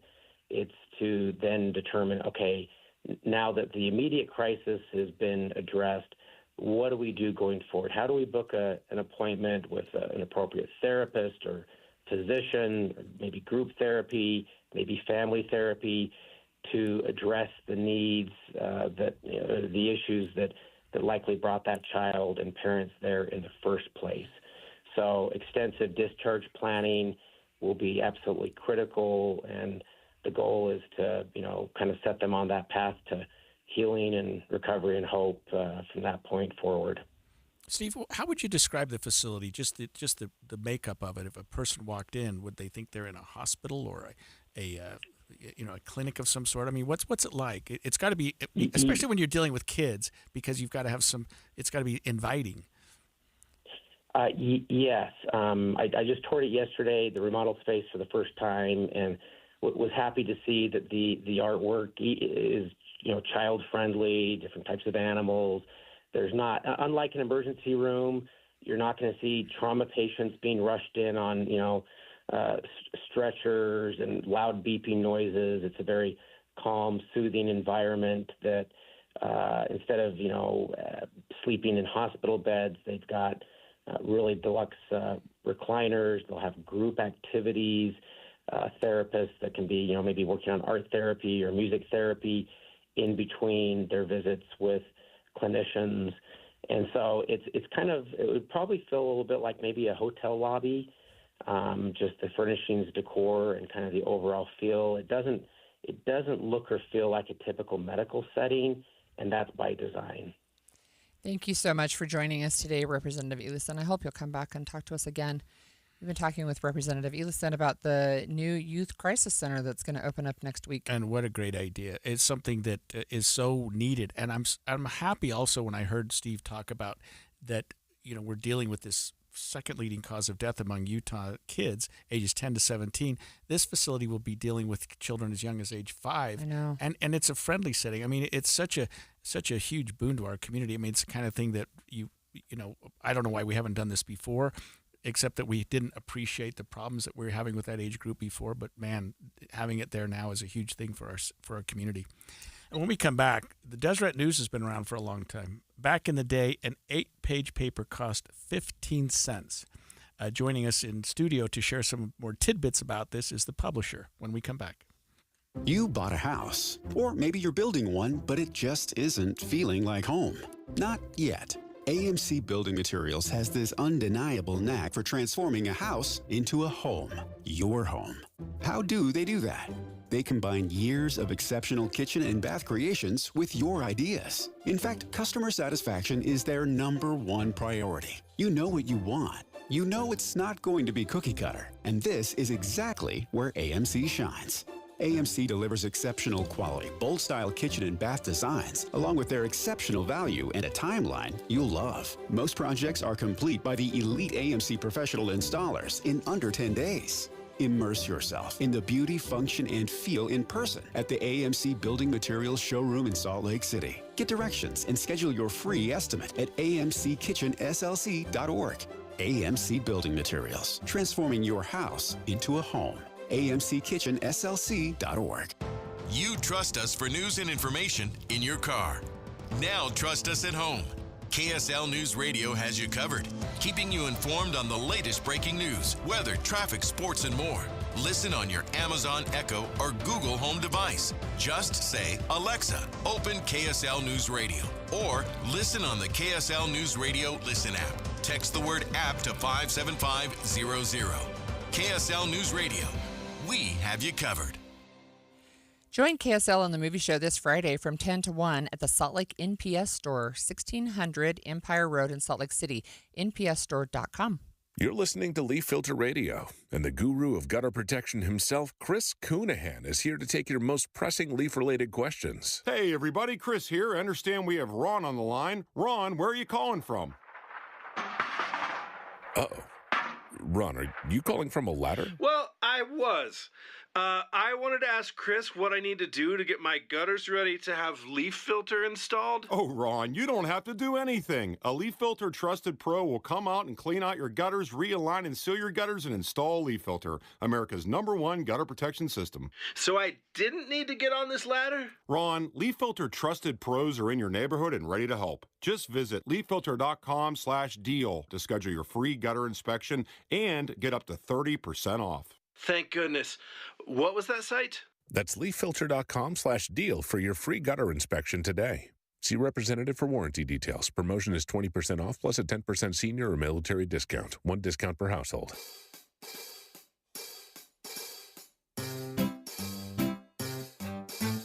1-877 Cars for Kids. KARS Cars for Kids. 1-877 Cars for Kids. Donate your car today. 1-877 Cars for Kids. KARS Cars for Kids. 1-877 Cars for Kids. Donate your car today. Donate your car today at carsforkids.org. That's cars with a K. Your car, running or not, can be picked up as soon as the next day. You'll get a maximum tax deduction and a vacation voucher. 1-877 Cars for Kids. KARS Cars for Kids. 1-877 Cars for Kids. Donate your car today. Now accepting donations of land, homes, buildings, or any kind of real estate. Matthew. Huh? Oh, sorry. It's okay. I just need you to listen to me. I know that a lot of times, Mom, it might not seem like I'm listening to you, but I am. I hear you. And what you say really does matter to me. I mean, let's be honest. No kid likes rules, but I get why we have them. I hear you, and I know it's because you care. All the talks we've had over the years, including what you've told me about not using alcohol and other drugs, they stick with me. And believe it or not, they really do make a difference, especially at times that matter most. Hey, want a drink? No thanks, I'm good. So thank you, Dad, for talking and preparing me for what's ahead. Thanks, Mom, for never giving up and always being my biggest fan. Thank you for letting me know what you expect, so I can try to meet your expectations. Thank you for talking. For more information about talking with your kids about underage use of alcohol and other drugs, visit underagedrinking.samhsa.gov. And expanded Inside Sources. So I'll admit I'm old school, and I remember always looking forward to coming home from work and finding in the driveway my Deseret News. Now that was when it was an afternoon published newspaper, which seemed like it was for a very, very long time, and it was how you sort of wound down your day, and I always just loved the paper, the smell, just opening it up, going to the different sections, the local, national, sports, weather, the comics. On Sunday, but I don't know, I miss that. Yeah, you are old school. But the Deseret News actually has been around for 175 years. Woohoo! And we have in studio with us Burke Olson, the publisher of the Deseret News. First of all, my very first question, what does the publisher do that's maybe different than the editors of the paper? That's a great question, and it's probably the most frequent question I get from people in my neighborhood. They think I'm the editor. The editors don't let me anywhere near the content. My job is to make sure that the news gets to people. So I oversee our print operations, I oversee our digital operations, which are much larger than we ever reached in print, and things like sales, marketing, technology. So everything that allows our writers to produce, report, and then get the news out to as many people as we possibly can. It seems like nationally we're seeing, Burke, I don't know, a lot of newspapers fading out, going away, or changing. The Deseret News has had some staying power, and it seems to be not going anywhere. What do you think is the difference? Is it our market? Is it the paper? Is it all of the above? That's a great question, because you have small communities across the country. You have many fewer reporters nationally who are reporting on local news. You've got to pay for news somehow, and we don't have a paywall on our website right now. Many websites do, but we have other businesses that subsidize the cost of producing news. So, for instance, one of our businesses is a coupon business.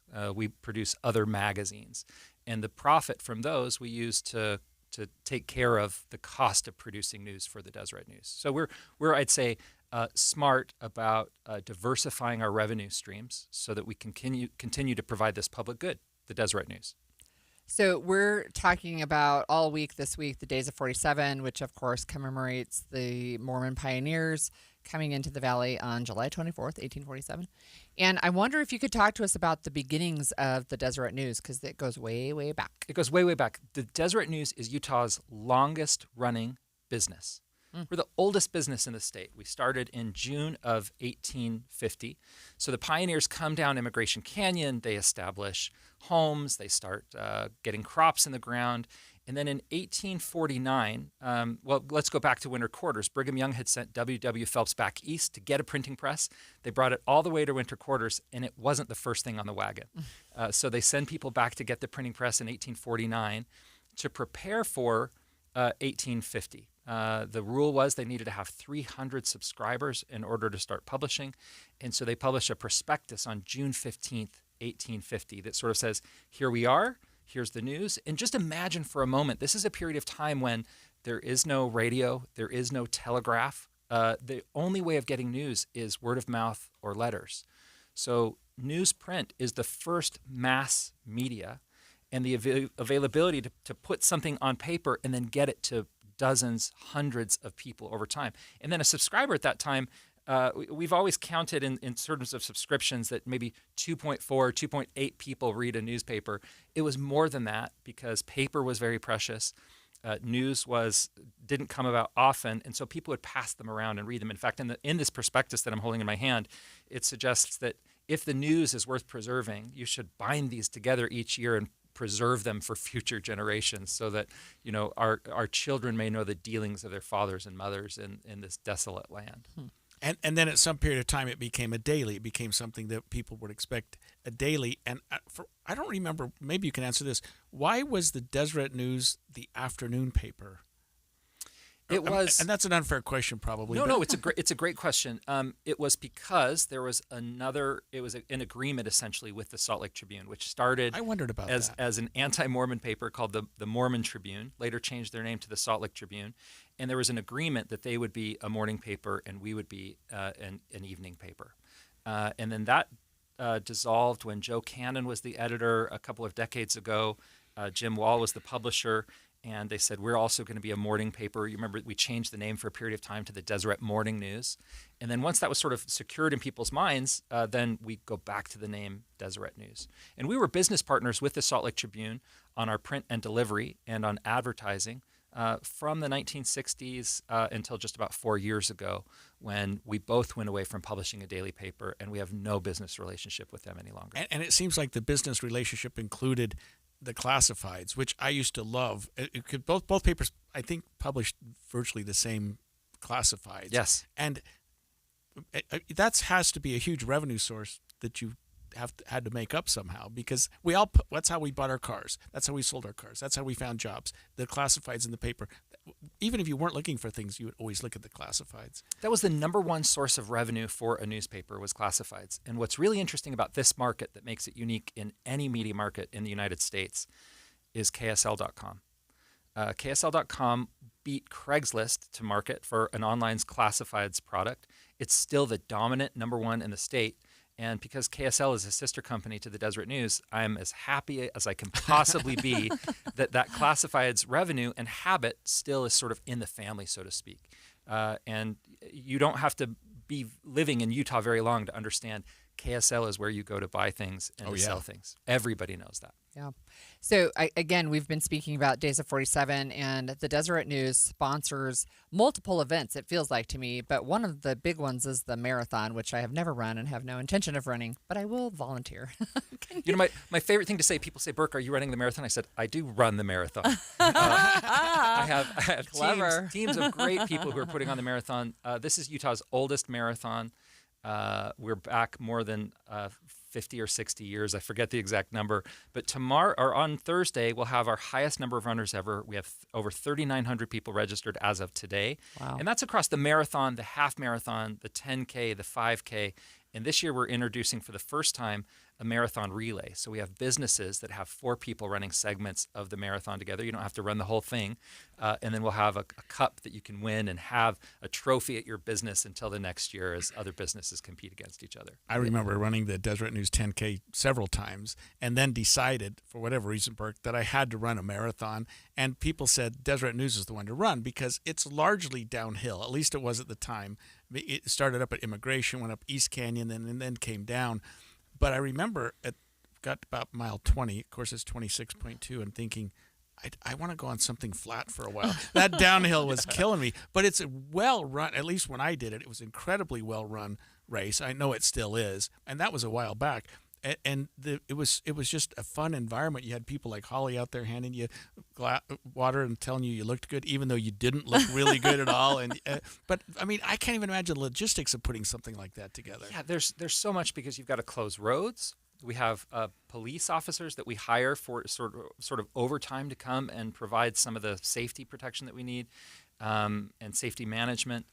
You have the volunteers. We need a lot of volunteers, both for the packet pickup process as well as on the day. My family, for the last several years, is doing what Holly's going to be doing on Thursday, which is getting water and Gatorade for the runners.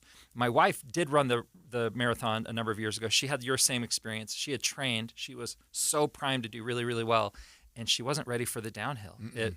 She was even cramping in her toes, you know? Yeah. And when she finished, she'll love me for telling this story, especially if she's listening right now. When she finished the marathon, she threw up. When she finished throwing up, she said, never let me do that again. Right. Yeah, that's the same thing. And then you start training for the next one. Right. But I remember it because I'd run some half marathons at like an hour and a half. And so I thought, well, times 2, I can finish this in 3 hours. It wasn't even close. I mean, it was almost 3 times that. But again, it was an incredible experience. I'm wearing the T-shirt tomorrow. Good. Yeah. One of the highlights, though, of this marathon route is that the end of the marathon, you're actually running the parade route. That was so incredible. In no other, maybe the Boston Marathon can compare. You'll have people lining the streets, but you're running down with audiences cheering for you and helping you sort of get that last stretch to the finish line. I'll never forget that because it was, and some of them were just kind of waking up, but they're still just cheering you. It was, you don't have any, when you're a runner, you don't have races where you have an audience. You don't have races where people are cheering you on. And that was an incredible experience. I'll never forget that. I think people are probably already camping out right now. Is that probably right? Along the parade route. Soon, yeah. Look, we have like 10 seconds. What's another event that the Deseret News does for our community? We just did the Honors and Education Gala with the First Lady for her Show Up for Teachers initiative, where we honored 21 teachers throughout the state for their great teaching. It was a great event. Yeah. Thanks for joining us, Burke. I hope you'll come back. Speaking of Days of 47, the first wagon company to enter the Salt Lake Valley on July 24th, 1847, had 143 men and 3 women. We'll talk about the original day in 47 when we come back.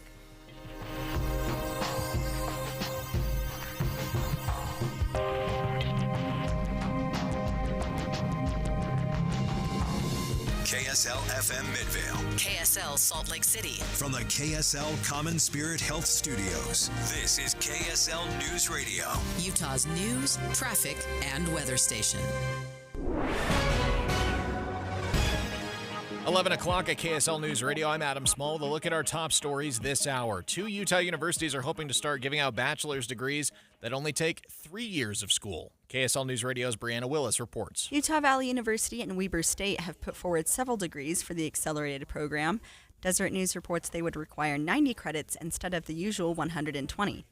At UVU, the degrees include emergency services supervision and professional advancement, while at Weber State they're looking at sound production and an integrated degree for politics, philosophy, and economics. The programs will need to be approved by the Northwest Commission on Colleges and Universities. Brianna Willis, KSL News Radio. Police officers say they're pulling over people every day who have fake car insurance policies they think are real. It's not people trying to buy a fake policy. It's people trying to buy a real policy, sending their money via WhatsApp, and then receiving forged certificates of insurance. State of Utah Insurance Fraud Division Director Armin Glick says this scam can victimize people twice, once when they send money for the fake policy through WhatsApp, and again when people have to pay after their cars are impounded for not having insurance. Our top national story this hour from ABC News. The second in command of the Department of Justice says he will meet with Ghislaine Maxwell, Jeffrey Epstein's old associate. We expect this visit to happen in the coming days. She is currently serving a 20-year prison sentence in a Federal Correction Institute in Tallahassee, Florida. So we would expect that the Deputy Attorney General would travel down there to meet with her. I would assume that her lawyer obviously will also be present for that meeting. And the Deputy Attorney General also released a statement saying that they're going to figure out what she has to say and what she wants to tell them. ABC's Catherine Falders reporting there. Your money at this moment. The Dow is up about 65 points right now, about 0.15%. S&P 500 is down about 5 points. The NASDAQ's down about 100, about 0.5%. Coming up, more hot, dry weather in the forecast. That's next. KSL News Time, 11:02.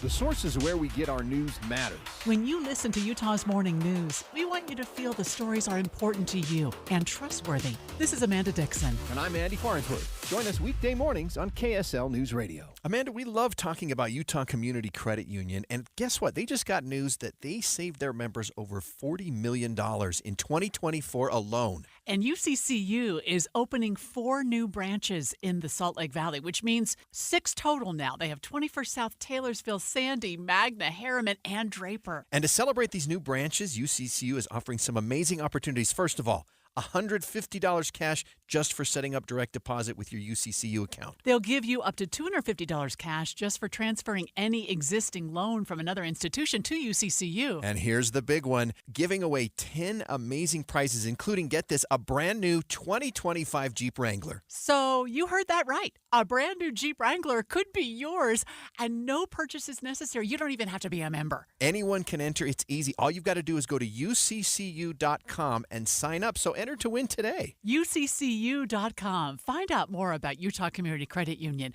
where you're going to love where you bank. Be advised, this is your opportunity to save up to 40 to 80% on a hot tub or swim spa. This weekend only, Friday through Sunday, Mountain America Expo Center, Sandy. Be advised, this is your opportunity to save up to 40 to 80% on a hot tub or swim spa. This weekend only, Friday through Sunday, Mountain America Expo Center, Sandy.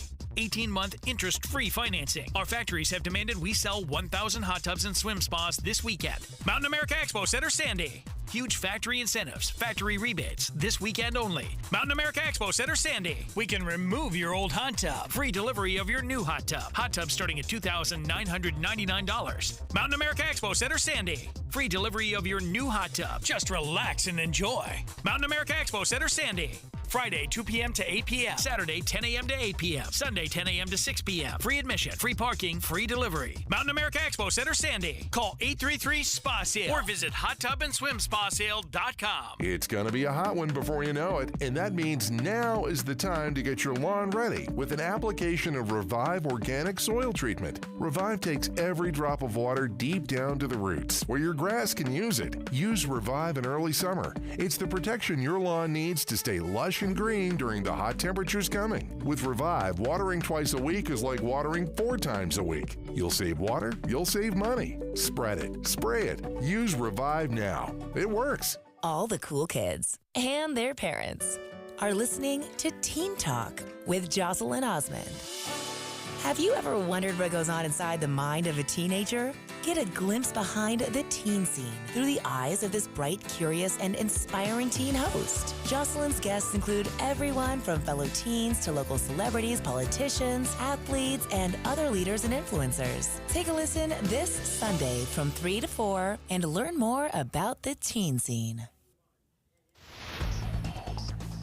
Traffic and weather together is brought to you by Mountain America's Double Rewards credit card promotion. Here's Heather Kelly. No accidents reported right now across the Wasatch Front, but you do have lane restrictions in place, like southbound I-15 between Kaysville and Farmington, which does slow you down from time to time, as well as coming out of Tooele County on SR 36 and eastbound I-80. Right now, there's not a lot of congestion in those areas, so you're moving quite nicely on all the freeways and most of the city streets. Where mountaintops meet motivation, Snow Pine Lodge in Alta offers a stunning, distraction-free setting for your next leadership retreat or client hospitality. Mention KSL and get 20% off Snow Pine catered food. Visit snowpine.com. Heather Kelly in the KSL Traffic Center. KSL weather staying hot and dry in the forecast. Look for a high of 93 today, same tomorrow with a 0% chance of rain in Salt Lake City right now. Overnight lows getting down to the 70s tonight. Getting up just a little bit more on Thursday to a high of 94, only going up from there heading into the weekend. Right now it's 83 degrees, partly cloudy skies in downtown Salt Lake City. I'm Adam Small from the KSL Common Spirit Health Studios. Listen online at kslnewsradio.com. We are Utah's news, traffic, and weather station. The all-new Inside Sources. Your inside access to the people and policies shaping Utah's future. Here are Greg Skordas and Holly Richardson on KSL News Radio. We keep going deeper and deeper into time. The State Hospital is celebrating 140 years. The Deseret News celebrating something more than that. The Deseret News Marathon celebrating 55. Well, 178 years ago this week, peoples were rolling into the Salt Lake Valley in what was then sort of thought of as a trip. It was 143 men and 3 women that entered the valley on July 24th, 1847.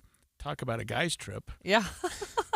You know, there's an article in the Deseret News by Lee Benson, and the title made me laugh, right? The Ultimate Guy's Trip. And it's kind of funny. So this was not the scouting trip. They actually had a few scouts that entered a few days earlier, but this was the first body really to come across the plains. And there were 3 women on that trip. It was Lorenzo Young's wife, Harriet, Brigham Young's wife, Clarissa, and Heber Kimball's wife, Ellen, and they had 2 6-year-olds with them, 2 6-year-old boys. So it's to me, it's a little bit funny. I'll just tell you that if I were on that first trip and entered the Salt Lake Valley in July, I might have wanted to turn around and go home. You might not have said this is the place. It was not green. It was not welcoming, right? But some of the story that Lee Benson shares about this, it's really it's fun to know, right? So William Clayton was 32. He was the group scribe. He wrote this song that's really famous within the LDS community, which is "Come, Come, Ye Saints." In fact, I just sang that at church on Sunday. And he wrote every single day of the trip. So rain, shine, toothache, whatever, he wrote every single day of the trip. And one thing that Lee pointed out that I thought was pretty amusing is that Brigham Young got really annoyed at the people in the company about halfway through. And so he stood up and lectured them for a couple of hours. And Lee says it was 4,427 words, and William Clayton recorded every single word of it. Good for him. Yeah, he wrote every day. It was a 111-day trip, 1,031 miles. So what they're going at least 10 miles a day through. They started at winter quarters, of course, in Omaha, Nebraska. Ended up really literally on the shores of the Great Salt Lake. Yeah. And I mean, there have been some reenactments of that. I think there was one.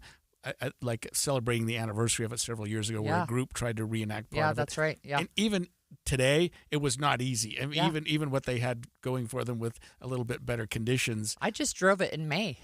Oh, you did? Twice, actually. Yeah, from winter quarters out here. It took me 2 days of all day of driving. Right, very happy. I did not have to walk across the plains. But the men ranged in age from 18 to 62. Brigham Young was 46. The average was 32. There were, like you said, 2 6-year-old boys, 3 women, Brigham Young's wife, Heber Kimball's wife. And there were, that had to be gut-wrenching in a lot of ways. So if they went for 111 days and they got here in July, and then do the math, they left in March or April. Yeah.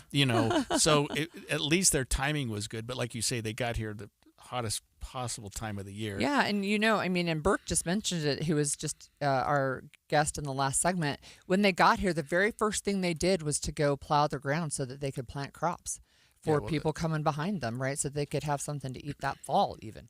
I often wonder if getting here and seeing the Great Salt Lake was a little confusing because it's such a big, beautiful body of water until you get to it. I mean, there certainly was water. There's Utah Lake to the north and other rivers and streams coming in to the south and other bodies of water. So it was a beautiful valley. I think it had to be a beautiful valley. I don't know. I think you would have had rivers and you would have had cottonwood trees probably lining those waterways. But basically, this is a barren desert. Yeah, that's true. And it was not irrigated. They had to. That was part of the planting, is they had to create these irrigation and capabilities and those types of things. And anyway, this is the beginning of non-Native Americans in the valley for settlers. So it wasn't like it was completely unknown. So there had been trappers who had come through and described the Great Salt Lake, basically. But it was funny in some ways, right? But we know that Brigham Young was at least rumored to have said, "This is the right place, drive on." Even though he was sick when the wagon entered the valley, he sat up in his wagon. He had seen it in a dream and said, "This is the right place." So now we have This Is the Place State Monument. And I'll tell you another little piece of trivia about our family. So it's been a while. It's probably been 23, 24 years, something like that. I took my kids and we volunteered up there one summer. So we all dressed in authentic-ish pioneer clothing, and all the way down to my 1-year-old, who I put in a little pioneer gown, and she sat with me as I sat in one of the cabins and talked to people as they came through. But that was really a good experience for our family to really talk about and think about what it took to come and settle in Utah. It'd be interesting to go back and look at this scribe. You talked about William Clayton, who was the group scribe, and they did indicate that he wrote something every day, despite having a toothache and other ailments. And he wrote about hunting, fishing, horses, 15 shooters. I guess they had guns that carried a lot of bullets back in the days. Indians, wolves, thunderstorms, river crossings, and prairies black with buffalo. In fact, he said at one point he thought that a modern calculation, he saw over 50,000 buffalo when they were crossing through Nebraska. I mean, it was a different time. Yeah, for sure. It was a different time. And, now as we're heading into the current celebration, there's lots of activities for people to do. You can dress up like a pioneer if you want to. You don't have to. If you want a sneak preview of the floats, you can actually, that are going to be in the Days of 47 parade on Thursday, you can actually go down to the Mountain America Expo Center in Sandy and see them until 9 p.m. tonight. Wow. There's just so much going on right now. There's just, with the Days of 47 coming up, the history of all this, the history of our state, the marathon, the Deseret News, and everything. I'm glad you are participating in the marathon. I mean, it's going to be a fun weekend. Mild way, right? Yeah, I mean, I guess I hadn't appreciated the travel. I mean, you don't think about it as much, this trip and what was going on. I hadn't realized that it was virtually all men, but 3 women and a couple of kids. The very first one. Right? Yeah. And the conditions that they suffered, what they went through. I mean, I'm sure there were some trails. I'm sure there was some, but I'm sure there was a lot of things that they had to cover and get through that were. I mean, just looking at Immigration Canyon, I can't imagine coming through that area. Yeah, and and there's Hole in the Rock, and you can go down and you can see where they used basically wooden dowels to roll the wagons down this really steep embankment. You can still see those from when they were settling that area in Utah. And, there's a lot. And I don't know that I would have been the first to sign up and say, hey, send me to this remote desert. Right. Let me live there. You'd like to say you did it, but you wouldn't have wanted to do it at the time. Families were trekking across the plains with their toddlers. They don't have to do that anymore. But every parent who has traveled with a kid knows it can sure be a struggle. TSA wants to make it more family friendly. Stay with us. Listen to KSL for the new and traditional content you've always loved. There's the new Inside Sources, expanded from 9 to noon, and new expanded news coverage with Maria Chaleos on midday, noon to 3. And of course, the news and weather from voices you love, mornings and afternoons. Here are new traditions and the familiar ones on KSL News Radio, 102.7 FM and 1160 AM.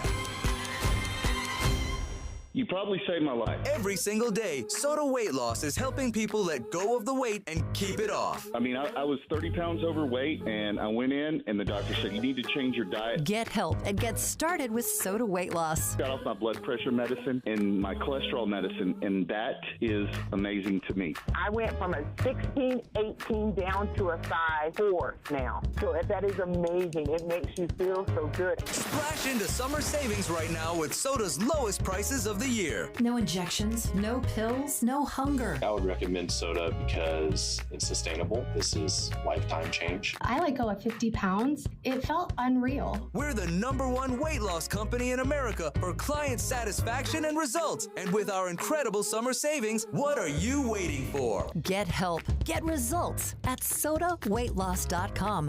That's SOTA weightloss.com. Soda is, say it with me, state of the art. I'm back to doing what I love and more, thanks to the Good Feet store. Does your job require you to be on your feet all day? Teachers, postal carriers, salespeople, and restaurant staff. Many of us need our feet to get us through the day. Hi, this is Mike with the Good Feet store, and I'd like you to hear from Donna. She's a nurse and a real customer of the Good Feet store who wanted to share her story. Oh, I have to tell you, I have struggled with pain in my feet. I was diagnosed with plantar fasciitis. With the 3-step program, it really fits to your lifestyle. I work in a hospital. I'm a registered nurse, so being on my feet, walking throughout the hospital during the day, I am free from any type of pain. And after working a 12-hour shift, I go home and my feet do not hurt. Whether you're a nurse or anyone wanting to enjoy work without your feet getting in the way, come see us at the Good Feet store. Thanks to the Good Feet store.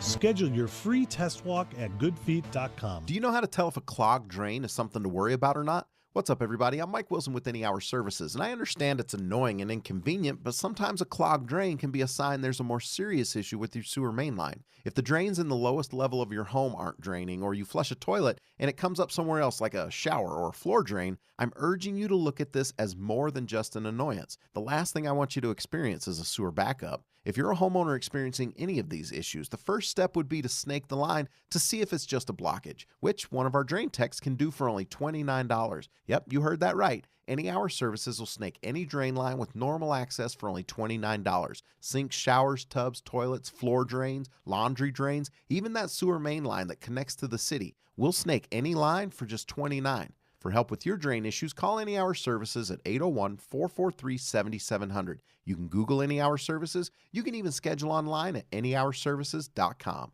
No one helps more homeowners than Any Hour Services. At Fisher Investments, we may seem like other money managers, but we're different. What makes you so different than the rest of us? We ensure clients receive unparalleled service at every step of the relationship. Tell me more. Our investment counselors focus on service over sales, prioritizing clients' needs. How do you make money? We don't sell any commission-based products. We have a simple management fee based on the value of our client's portfolio. So we do better when our clients do better. What about client portfolios? We get to know each client, their finances, family, health, lifestyle, and more, and then we tailor a portfolio based on their specific goals and needs. Your clients really come first then, huh? Yes, we make them a top priority. Our goal is helping them achieve a comfortable retirement. Wow, maybe we are different. At Fisher Investments, we're clearly different. Learn more at FisherInvestments.com. Investing in securities involves the risk of loss. And expanded Inside Sources. Inside Sources. We've been talking about changes with TSA over the last several days. We talked about, I think it was on Friday, Holly, we said that they're not going to require people to take their shoes off anymore. What a huge deal that was. Then we talked later about the fact that they're loosening up their requirement that liquids had to be under 4 ounces. Well, now they're looking to make travel easier with kids by introducing the Families on the Fly program. It's going to set up dedicated lanes for families. That's good for those of us that don't have families. And it's both. Yes, and both. it's going to be started in Orlando, of course, where they have Disney World, Epcot Center, and will continue to be rolled out in areas where families often travel with small children. That would be Utah at some point. I think so. You know, it's interesting because I have my own travel horror stories. So we didn't travel by air a lot with our family, the large family, but when we were doing our international adoptions, of course, we did have children on planes with us. And I will tell you, I had one nightmare flight. It was in Russia. And I was flying from Vladivostok on the Far East over to Moscow and back because we had to get our visas at the embassy that was in Moscow. And so it's a 9-hour flight there. We spend one night. We get the visas. We get back on the plane. It's an all-nighter flight back to Vladivostok. And I had 2 toddlers, and I had one teenager with me helping me. And one of the toddlers would not stop crying. On the flight? On the flight. At the airport, or both? On the flight. And I was just beside myself. And in the news, this has been, more than 20-something years. But in the news recently, there had been an adoptive family who had slapped their newly adopted child on the airplane. And Russia was up in arms, and, this is not a good thing. So I'm imagining all these Russian babuskas looking at me and saying, oh, my gosh, this American woman. So I spent 9 hours in the bathroom with that toddler, and he fussed and fussed and fussed. And, I did all the things, change him, feed his diaper. Anyway, that's not going through TSA, but that's my flight horror story. But you know what? I'll follow up on that for just a minute. After having a very similar experience, now when I get on a plane and there's a child who's crying, I just think, so much grace. So much, yeah, like I've been there, done that. Let the kid cry. I'm totally down with that. Yeah. But if we've gone through TSA, if you've been behind a family, so I think this does benefit both people without little kids and with little kids. Sometimes there's just so much stuff, right? Maybe you have a stroller, or you've got for sure you're going to have a diaper bag if they're young kids, and there's all those different things that might have to go through security. When I read that Kristi Noem announced this Families on the Fly campaign, I'm like, this is brilliant. What took so long to think about this? Yeah, and what she said was, this means that when families come into our airports and enter our TSA security checkpoints, they will have dedicated lanes specific for families. They'll be expanded areas. We'll give them the benefit of recognizing that they have children with them, help them make sure that we have the ability to take care of them and their families as they go through this expedited process with the kiddos. Good for her. I mean, I don't know.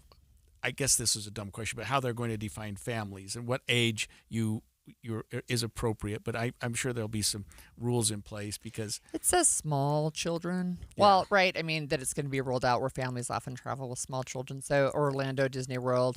I don't see Utah, Salt Lake City on the list, but it needs to be, of course, because we have a lot of small families. Of families. Yeah. And good for TSA. I'm not a huge fan of Kristi Noem, but I do think that what she is doing, the 3 things we've talked about just in the last week with TSA, make a lot of sense. I mean, you'd hope that it doesn't backfire and suddenly we have some major 9/11 type situation because we let somebody in with their shoes on and they had something in the shoes. I mean, I doubt that's going to happen with technology that we have. And you still have to go through the little X-ray machine that... Right. But remember, like as a family, it's just so... It can be so hard when you're the parent trying to get through the line and you feel like people behind you are like tapping their watch and saying, hello, I've got a flight, right? Because when I flew with younger kids, I knew I had to get there early because it was going to take extra time to get the kids through, get the stroller through, get them fed and changed before we get on the plane, all those kinds of things. But people who show up now and they don't have any kids, sometimes you cut it a little closer, right? So I never wanted to be the holdup. And anyway, I think this is excellent. She also introduced earlier this summer, Serve with Honor, Travel with Ease. So that's expedited access for military members with TSA PreCheck, where the airports are near major military bases. And it's not just the service members, but their families too. Yeah. My son's in the military, and I think that he would enjoy that because he's got a couple kids. Yep. Got 4. We traveled with 3. We had 3 kids, and never had. I guess looking back, it wasn't so bad. But I'm sure at the time we had some problems. But I do remember traveling, especially when you're going someplace for several days when you had a lot of luggage. Yeah. More than just a little bit. And when my son and his family come here, I always tell them, don't pack car seats, don't pack. We'll have all that. We'll have all that for you, but you still have to bring some things just to get the kids through the airport. Yeah, look, I have to share. This was when I was I wasn't even a teenager yet. So 1977, I was 12 years old, and my family. I was the oldest of 6 children in our family, and my dad was in the military and was signed to France, and so we're moving to France, and so we have, because there's 6 kids and 2 adults. We all have carry-on luggage. We each have 2 bags. And remember, back in the day, you used to be able to fill them with 70 pounds. Now it's 50 pounds. So we each had a 70-pound suitcase. We're moving internationally. I just can't. My mom had to schlep us through the airport, and there's pictures of us with these giant piles of luggage and these little kids, because I had twin brothers that were like 2 or 3 years old, and one of them took a cap gun to the airport and freaked out security. Bad, right? I mean, so I think every parent can look back and say, hey, sometimes I want to apologize for being the person on the plane with the kid, but sometimes just having a little bit of understanding. And I think Kristi Noem, I agree with you. I don't always agree on a lot of stuff she does, but with this issue, it's a brilliant. I have to be corrected on one thing. She did announce that beginning in July, passengers would no longer need to remove their shoes. With respect to the 4-ounce liquids, that's something that's going to come out soon. It's not currently in place that you can bring more than 4 ounces. Although I have found don't show up. We might get in trouble. They don't check that as closely as you might expect. Right, especially if you can fit in these little clear bags, right, that go through. Yeah, so. That they can see. Yeah. Yeah, good idea. I mean, you and I, you've traveled with many, many more kids than I have, and many, many more times. Not all at the same time, but yeah. But sometimes they've been rough. Yeah, I think the airports do a good job. Like you say, just get there early and you'll be in good shape. Yeah, we travel with the 10-year-old now all the time, so that one's fun. I remember, just to digress for just a second, traveling and finally deciding that the airline was just too much work for the kids. And so we broke down and bought the minivan, the dreaded minivan with the TV screen and the sleeping bags and, forget the seatbelts, just put the kids in it, let them watch movies and give them some food. And that was a fun way to travel. We had a lot of great experiences with that. But I mean, flying just got to the point where it was too difficult. It's expensive and it can be difficult, but it's the favored method for people to travel. So yeah, it's one of those things. I think that family vacations, in fact, we're winding down on the vacation time. It's so crazy to me that we're talking about back to school already and the winding up of vacations. And I have a daughter who's a teacher, and she has a week and a half, maybe 2 weeks left before of they start vacation. again. Yeah, before she's got to be in her classroom. And so if you're out there traveling this weekend, have fun with it. If you're going to Orlando and you're traveling with your family, let us know. Yeah, if any of our listeners how the family friendly line is. How the family friendly line is, and let's hope that it comes to Utah, because I don't know, even if you get behind a family, it's not like they bother you, but you feel sorry for them. Having been there, having lived through that, that's what we all did. If you had a family, you're much more sympathetic to people with kids. Maybe they'll have special missionary lines, which I think they actually kind of do already. I don't know. Yeah, I wonder. I mean, we're running out of time here, but I wonder how they're going. If it's just a dedicated line, like family line, you go through the TSA, whatever. I haven't seen a video of it, but I assume that would be what they would do. And I wonder if families go this way. TSA feels about it, because there's well, maybe they put the really patient ones there. Yeah, and if it's going to be necessarily a faster line. Oh, I don't know that it'll be faster, even though they say it will be a fast line. I don't know that they would be. Full of kids. Maybe they'll have some bunnies and candy and something like that to make it more fun. Oh, speaking of back to school, you mentioned that a minute ago. When Utah students head back to school this year, they'll be facing new restrictions on their phones and other smart devices. That's a great idea. I mean, why haven't we done this before? Well, new technology. Where do school districts stand now? We'll talk about that when we come back. Replace your Social Security card? In most states, you can request one online with a My Social Security account. A My Social Security account gives you secure access to your personal earnings history and benefit status. You can also get a proof of income letter, estimate and apply for benefits, and more. Save time. Go online. Open a My Social Security account at ssa.gov/myaccount. Social Security. Securing today and tomorrow. Produced at U.S. taxpayer expense. 11:30 at KSL News Radio. I'm Becky Bruce. KSL's top story this hour: jumping off a bridge, fishing, or just hanging out on a bridge in Lehi could soon be illegal if a proposed city ordinance is passed tonight. In 2018, a 16-year-old died doing a backflip off the old iron bridge into the Jordan River. And Lehi City says that's just one of numerous examples of people getting hurt. And a quick search on YouTube shows bridge jumping. Even on that same bridge, it's still popular. Tonight, the city council will vote on an ordinance that says basically doing anything other than walking across a bridge, it would be a Class B misdemeanor. That includes jumping, loitering, and even fishing. And if it passes, it takes effect immediately. Randall Jepson, KSL News Radio. It could be more dangerous to have older, unmaintained dams than to have none at all, according to research from Utah State. Professor Sarah Null and her team went over 50 studies, all confirming that while well-built dams are good, if they are old and in disrepair, it's a different story. And those are the ones that we'd be better off. You know, our communities would be safer sometimes, and our ecosystems would be healthier if we got rid of them. She says many of the dams might not have been designed for our current weather patterns, or they've too much silt built up, which decreases the amount of water they can hold. Your money at this moment, the Dow up 145 points right now, the S&P 500 up 5. Coming up, it's going to be another hot day out there. KSL weather is next. KSL News Time, 11:31.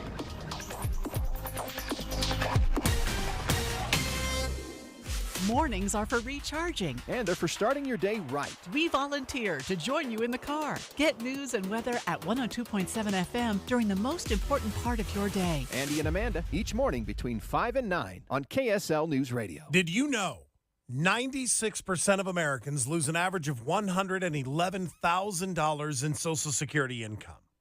And it's because they claim their benefits at the wrong time. Don't lose $111,000 in Social Security income that's rightfully yours. Learn how you could wring every nickel out of your benefits on Retirement Solutions Radio this Saturday afternoon at 3 o'clock, right here on KSL News Radio 102.7. I am not a rich woman, but I feel like a rich woman every time I go in my closet. The best, hands down, present I've ever received was my husband secretly redid my closet with Closets by Design. So now when I go in there aren't all these shoes just junked on the floor. They're neatly sitting on their shelves. And my necklaces are hanging on their individual hooks, and earrings are in their little squares in this soft drawer that pulls out. It's just gorgeous. In fact, he saw how much I loved it. He had Closets by Design redo the garage. So now all the stuff, the tools, the toys, the junk is all in cabinets. When you open our garage door, you see cars. That's it. It's amazing. The things that Closets by Design can do, and it's going to save you money right now because you get up to 40% off plus an additional 15% off with 18-month financing.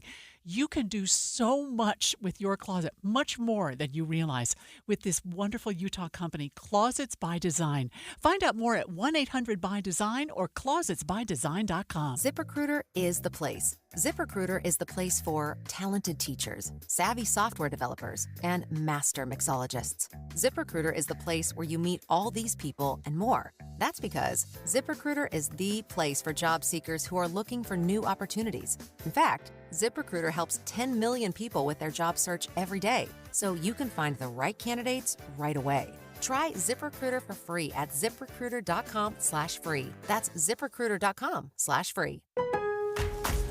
Lowe's knows big savings make a big difference, especially when you're shopping for appliances. Hurry in to get up to 30% off select major appliances. Plus, My Lowe's Rewards members get free delivery, free haul away, free installation and parts on purchases of $2,500 or more. Lowe's, we help, you save. Valid through 7/30. Selection varies by location. While supplies last. Price, delivery time, and vehicle availability may vary based on order size and location. Exclusions apply. See Lowes.com/delivery for more details. Traffic and weather together, brought to you by Mountain America's Double Rewards credit card promotion.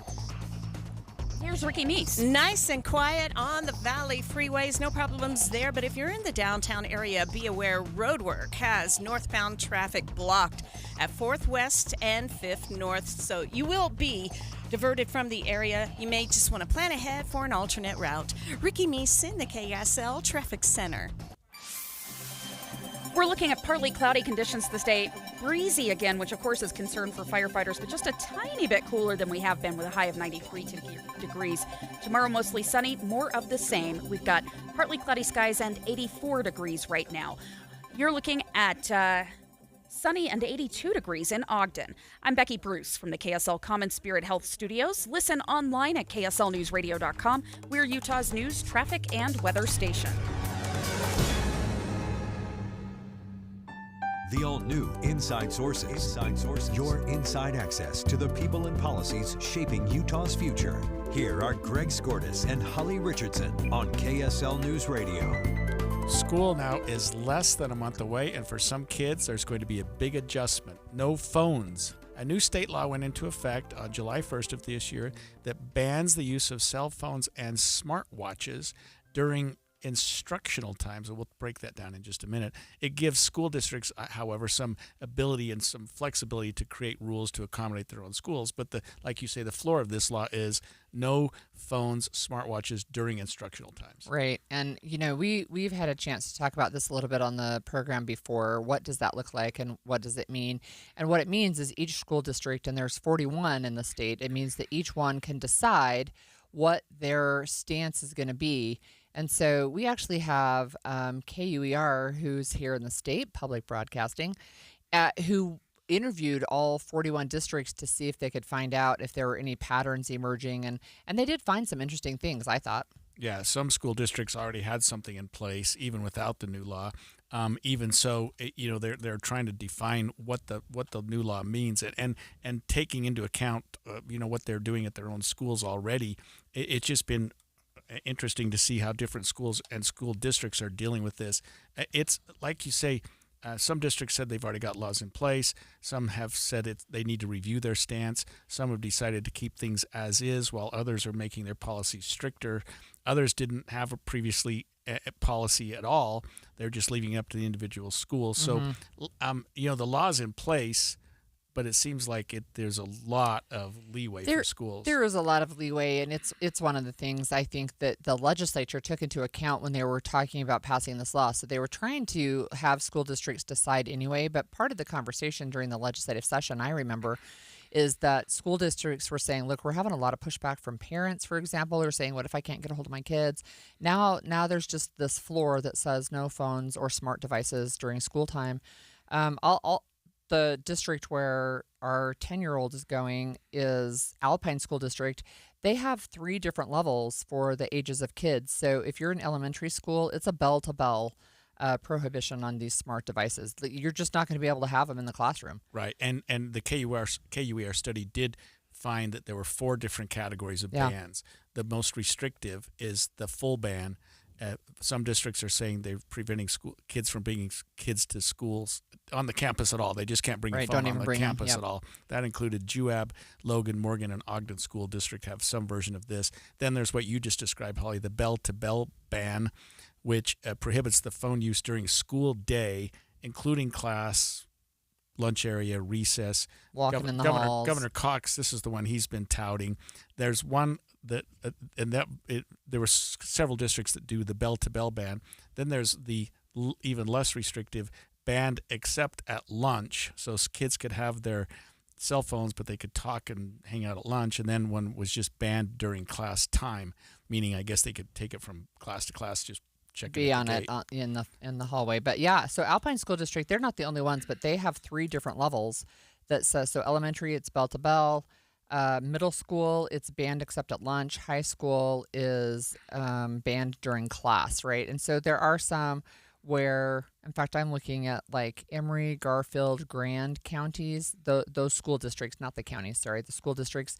Those are all banned during class, but they have the ability to have them out at lunch and in the halls. And some of them, Carbon County or Carbon District, Daggett District, it's bell to bell. I remember going to the law school. I started teaching there several years ago, and I hadn't been at law school, obviously, for a long time, and this was even a while ago when I taught. I went up to the school, and I was surprised at the number of students who had phones or watches or even laptops. They were always looking at something, and I'm like, are they paying attention to anything I'm saying? It was disconcerting as an instructor, even though I thought I was really fascinating. But you'd think, what are these guys doing? And so I think it's a good idea. Here's the pushback that you're going to get from parents who are going to say, well, what if there's an active emergency shooter? What if something's going on? What if my child's sick and they have an emergency? I want to be able to hear from them. I don't know if you remember the old days of the pager. Yes. When you had a pager, we would hopefully never go back to that. But that could be a compromise to say, okay, you can have some device Yeah. that won't call, won't have smart, features, but you can call mommy in an emergency. I think they took that into account, and I don't remember hearing the legislature talk about this specifically, but they have the school guardians now in place, right, where they're there to provide protection for the schools against an active shooter. There are panic buttons, at least in some schools that we know of, that we're trying to make sure that there's a way to get information out to parents quickly, right? Yes, that's a concern.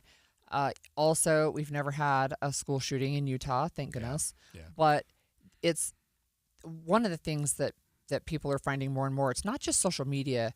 Social media has a negative impact on kids and adults. And we know that, especially on kids and teenagers as their brains are developing. There's all kinds of stuff that can happen. Sextortion, cyberbullying, those types of things can happen.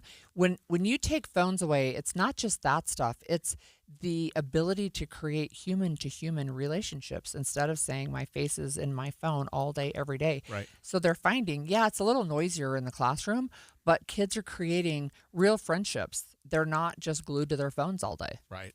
I remember when we started getting more and more phones involved, there was a judge here in Salt Lake County who, if you were in his court and your phone rang, his bailiff was ordered with no exceptions to confiscate your phone. and you could get it back like at the end of the day, but you weren't getting it back at the end of the court session. So if your phone went off, and he was absolutely committed to that. And I could understand because it drove him nuts. Even if you were seen manipulating your phone, like if it was beeping and you were holding it under the table or something like that, tell, I guess right? you could kind of get away with it. But boy, if a phone rang, his court would go dead silent and everyone would be looking around. Who's got the phone? Who's got the phone? And his bailiff would walk over and just take it out of your hand. Yeah.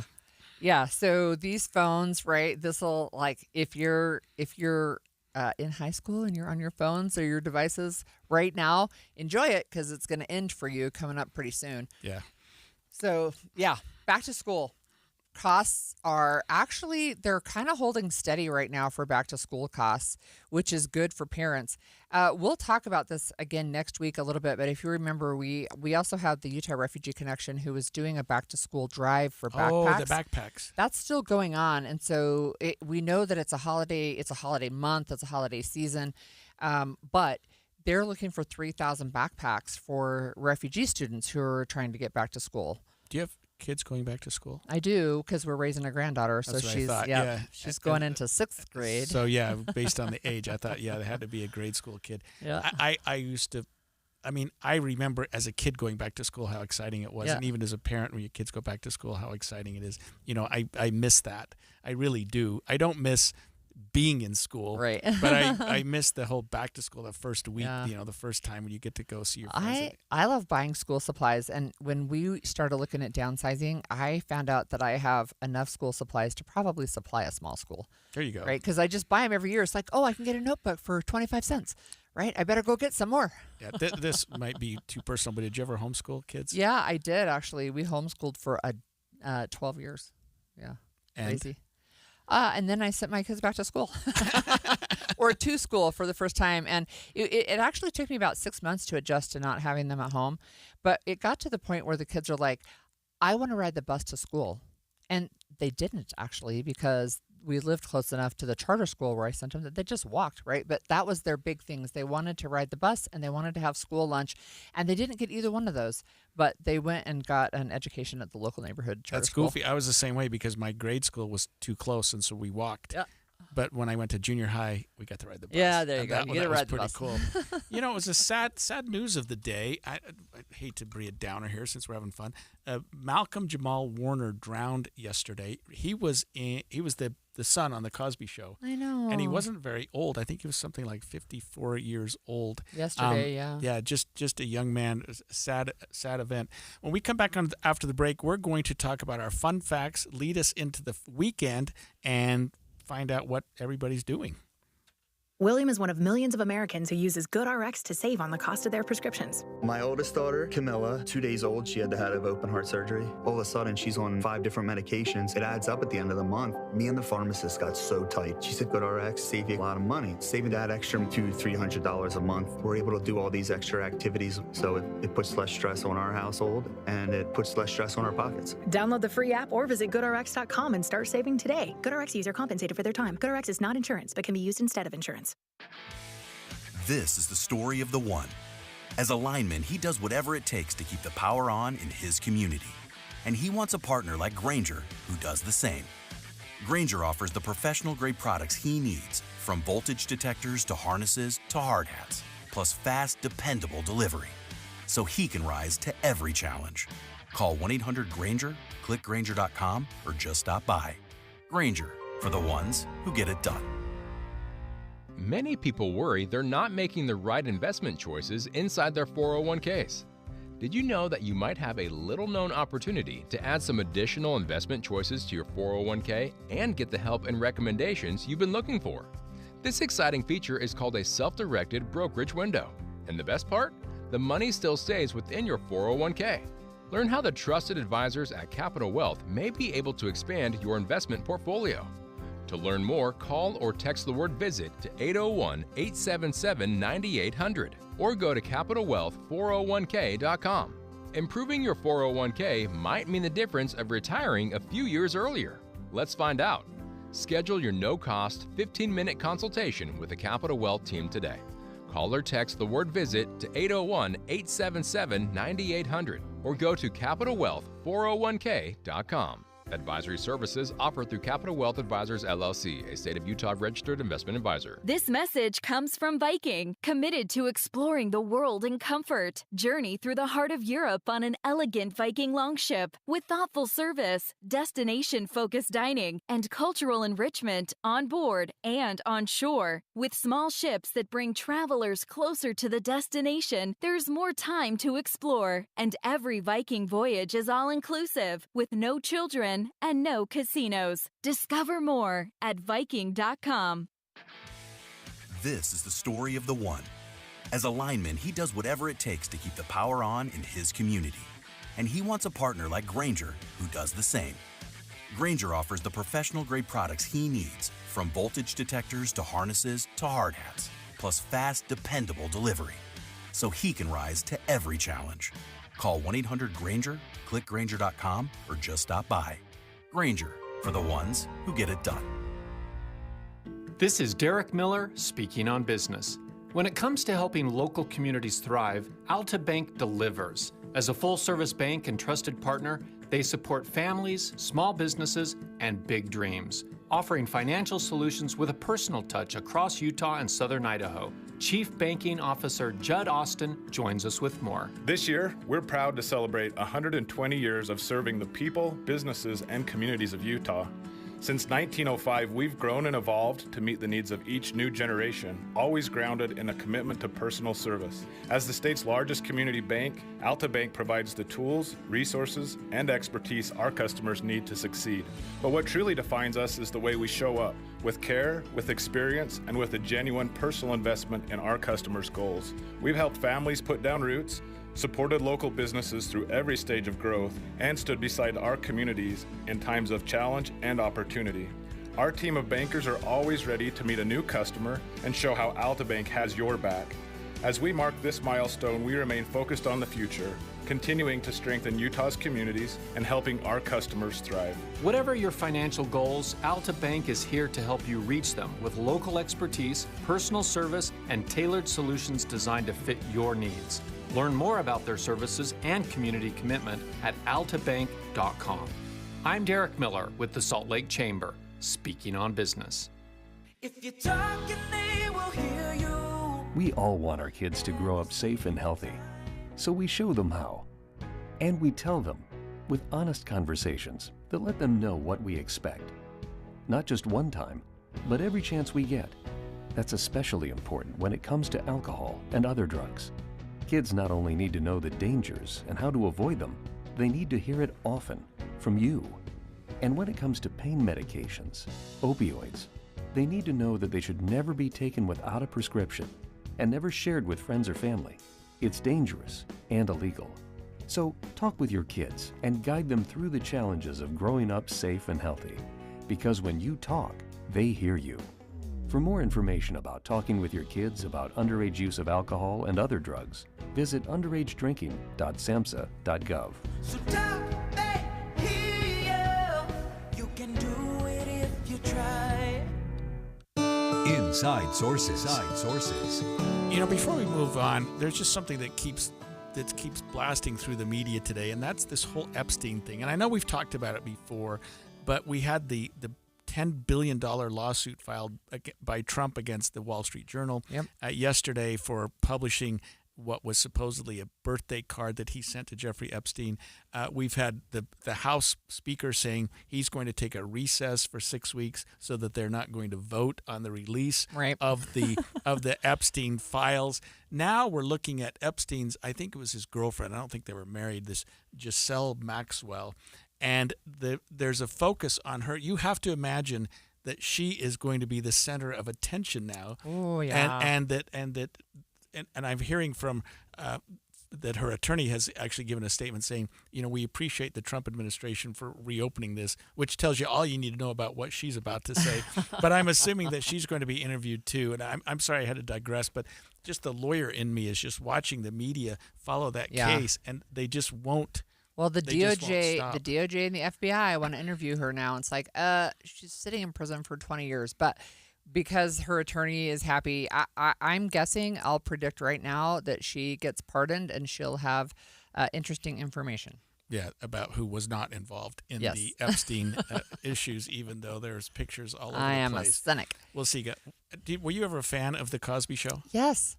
Yeah, unfortunately, it got tainted by Bill later on, but I used to really love that show. It was really a lot of fun, and I loved the mom in The Cosby Show. She was awesome. Oh, she was great. I was a little bit behind my time. I mean, I was sort of not watching a lot of TV then, although I always thought Bill Cosby was one of the genius comedians when he first came out, before The Cosby Show. Yeah. They even did a cartoon, like the Fat Albert cartoon. Yeah. Funniest thing in the world. Mm-hmm. Well, Malcolm Jamal Warner, who was his son, Theo Huxtable. On the show. Was caught in a strong current while swimming during a family vacation in Costa Rica's Caribbean coast. Despite rescue attempts by beachgoers, first responders, they were unable to save him. I mean, what a tragedy. Sad. He was only 54 years old. Yeah, and for us, that's young.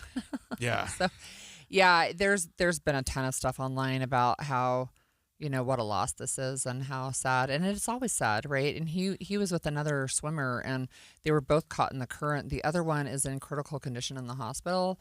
I don't know if that person will end up surviving or not, but unfortunately, Malcolm did not. And yeah, so you might remember him as Theo Huxtable in The Cosby Show. He also appeared in several other TV shows, including Sons of Anarchy. I missed that one. The Resident, and he apparently even won a Grammy for Best Traditional R&B Performance in 2015. Yeah. Most recently included a podcast for Black Experiences and Identities in America. So, I mean, you know, anytime somebody like that passes away, because he was part of your family, it was part of your daily routine when you watch that sad situation. Yeah, always sad. Yep. So what's our fun fact of the day? All right, today's National Mango Day. So I have this story about mangoes. So I had only tried mangoes in the United States, and I thought they were supposed to be crunchy. They're not. That's when they're not ripe. And I didn't like them, and so I thought they tasted like pine needles. And so my first trip to Africa, I actually had a ripe mango, and I thought I had died and gone to heaven. I love ripe mangoes. So here's the story of the mango. It was first cultivated more than 4,000 years ago in India. It's a stone fruit that grows on a tropical tree called the Mangifera indica. The tree can grow up to 150 feet tall, have an extremely long lifespan. When it's young, the mango tree has orange-red leaves that turn dark red to a luscious green. I don't care about that. The mangoes growing from the tree's flowers can take 4 to 5 months to fully ripen. I didn't know much about mangoes except that they're really yummy. Before they ripen, they're green and hard, Holly. I know. Now I know that. They're not ripe. There are more than 500 varieties of mangoes in the world, and many of these are influenced by political, religious, and social incidents over the years. Yeah, I didn't know that. One of my favorite ways to eat mango, and they can be quite messy, but I love the Thai dish that's I know what you're mango and coconut, right? Do you know what Yeah. I'm talking about? So Right, it's mango yeah. sticky rice, and it's got like coconut syrup over the top. Oh Right, my gosh, yeah. so good. Yeah, like a mango curry. Yeah. Yeah. Yeah. Oh no, it's sweet. It's not the curry, but anyway, it's so good. So let me share some calendar fun facts of the day. So in 1849, on July 22nd, the poet Emma Lazarus is born. So what is she famous for? Lazarus? Emma Lazarus, yeah. I was just thinking of the last name. I don't know. Give me your tired, your poor, your huddled masses yearning to be free. Okay. Famous for that.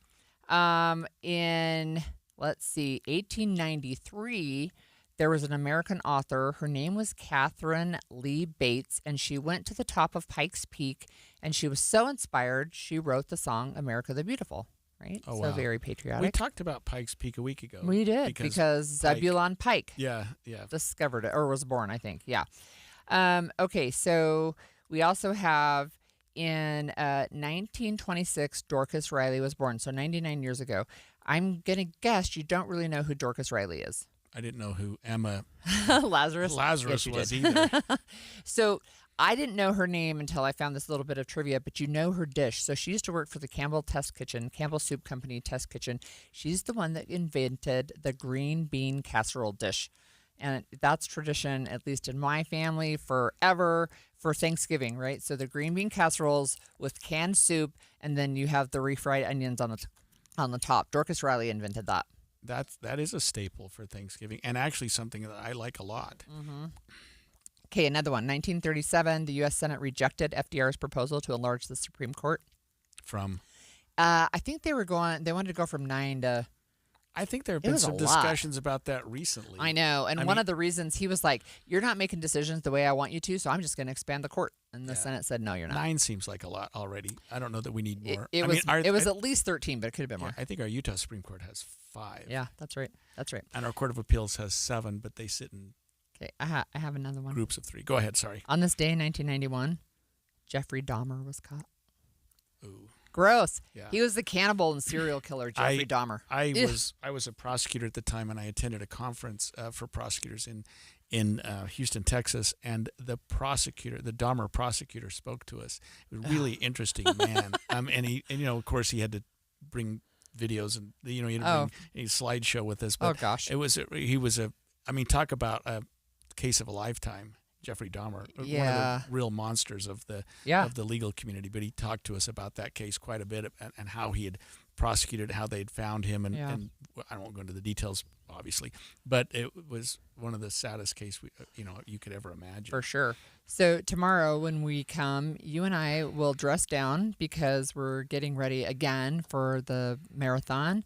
So I'm going to wear my marathon T-shirt if I can find it. I did run the Deseret News Marathon. I have a bunch of Deseret News 10Ks, but I'm going to find the marathon T-shirt and hope that it still fits because I was a little trimmer and much younger then. But I'm going to wear it tomorrow. So if you're watching our show and you see us dressed down a little, we're not being disrespectful. And what are you going to wear? I'm going to wear my crew shirt, so that I'm actually going to wear on Thursday. It's really a bright green. So I was going to say usually support crews are bright green or bright orange. They're not the most attractive shirts. And I think we can tee it up. If anybody who's listening today is going to also listen tomorrow, we're going to ask for texts and calls on people's plans for the 24th, right? Because we're heading into the 24th. And especially because of the guests we had earlier about the marathon. If you're running the marathon, we want to hear about it. Or the 10K. 4,200 people.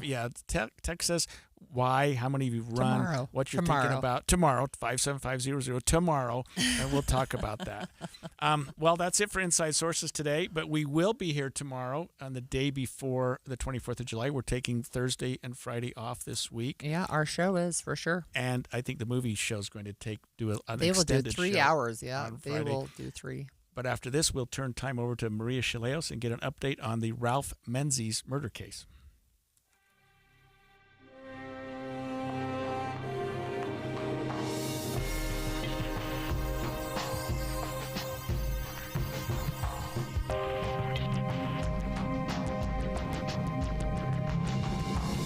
KSL FM Midvale. KSL saw you.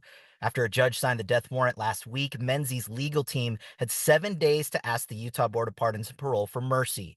Board Administrator Jennifer Yim says the state is about to respond.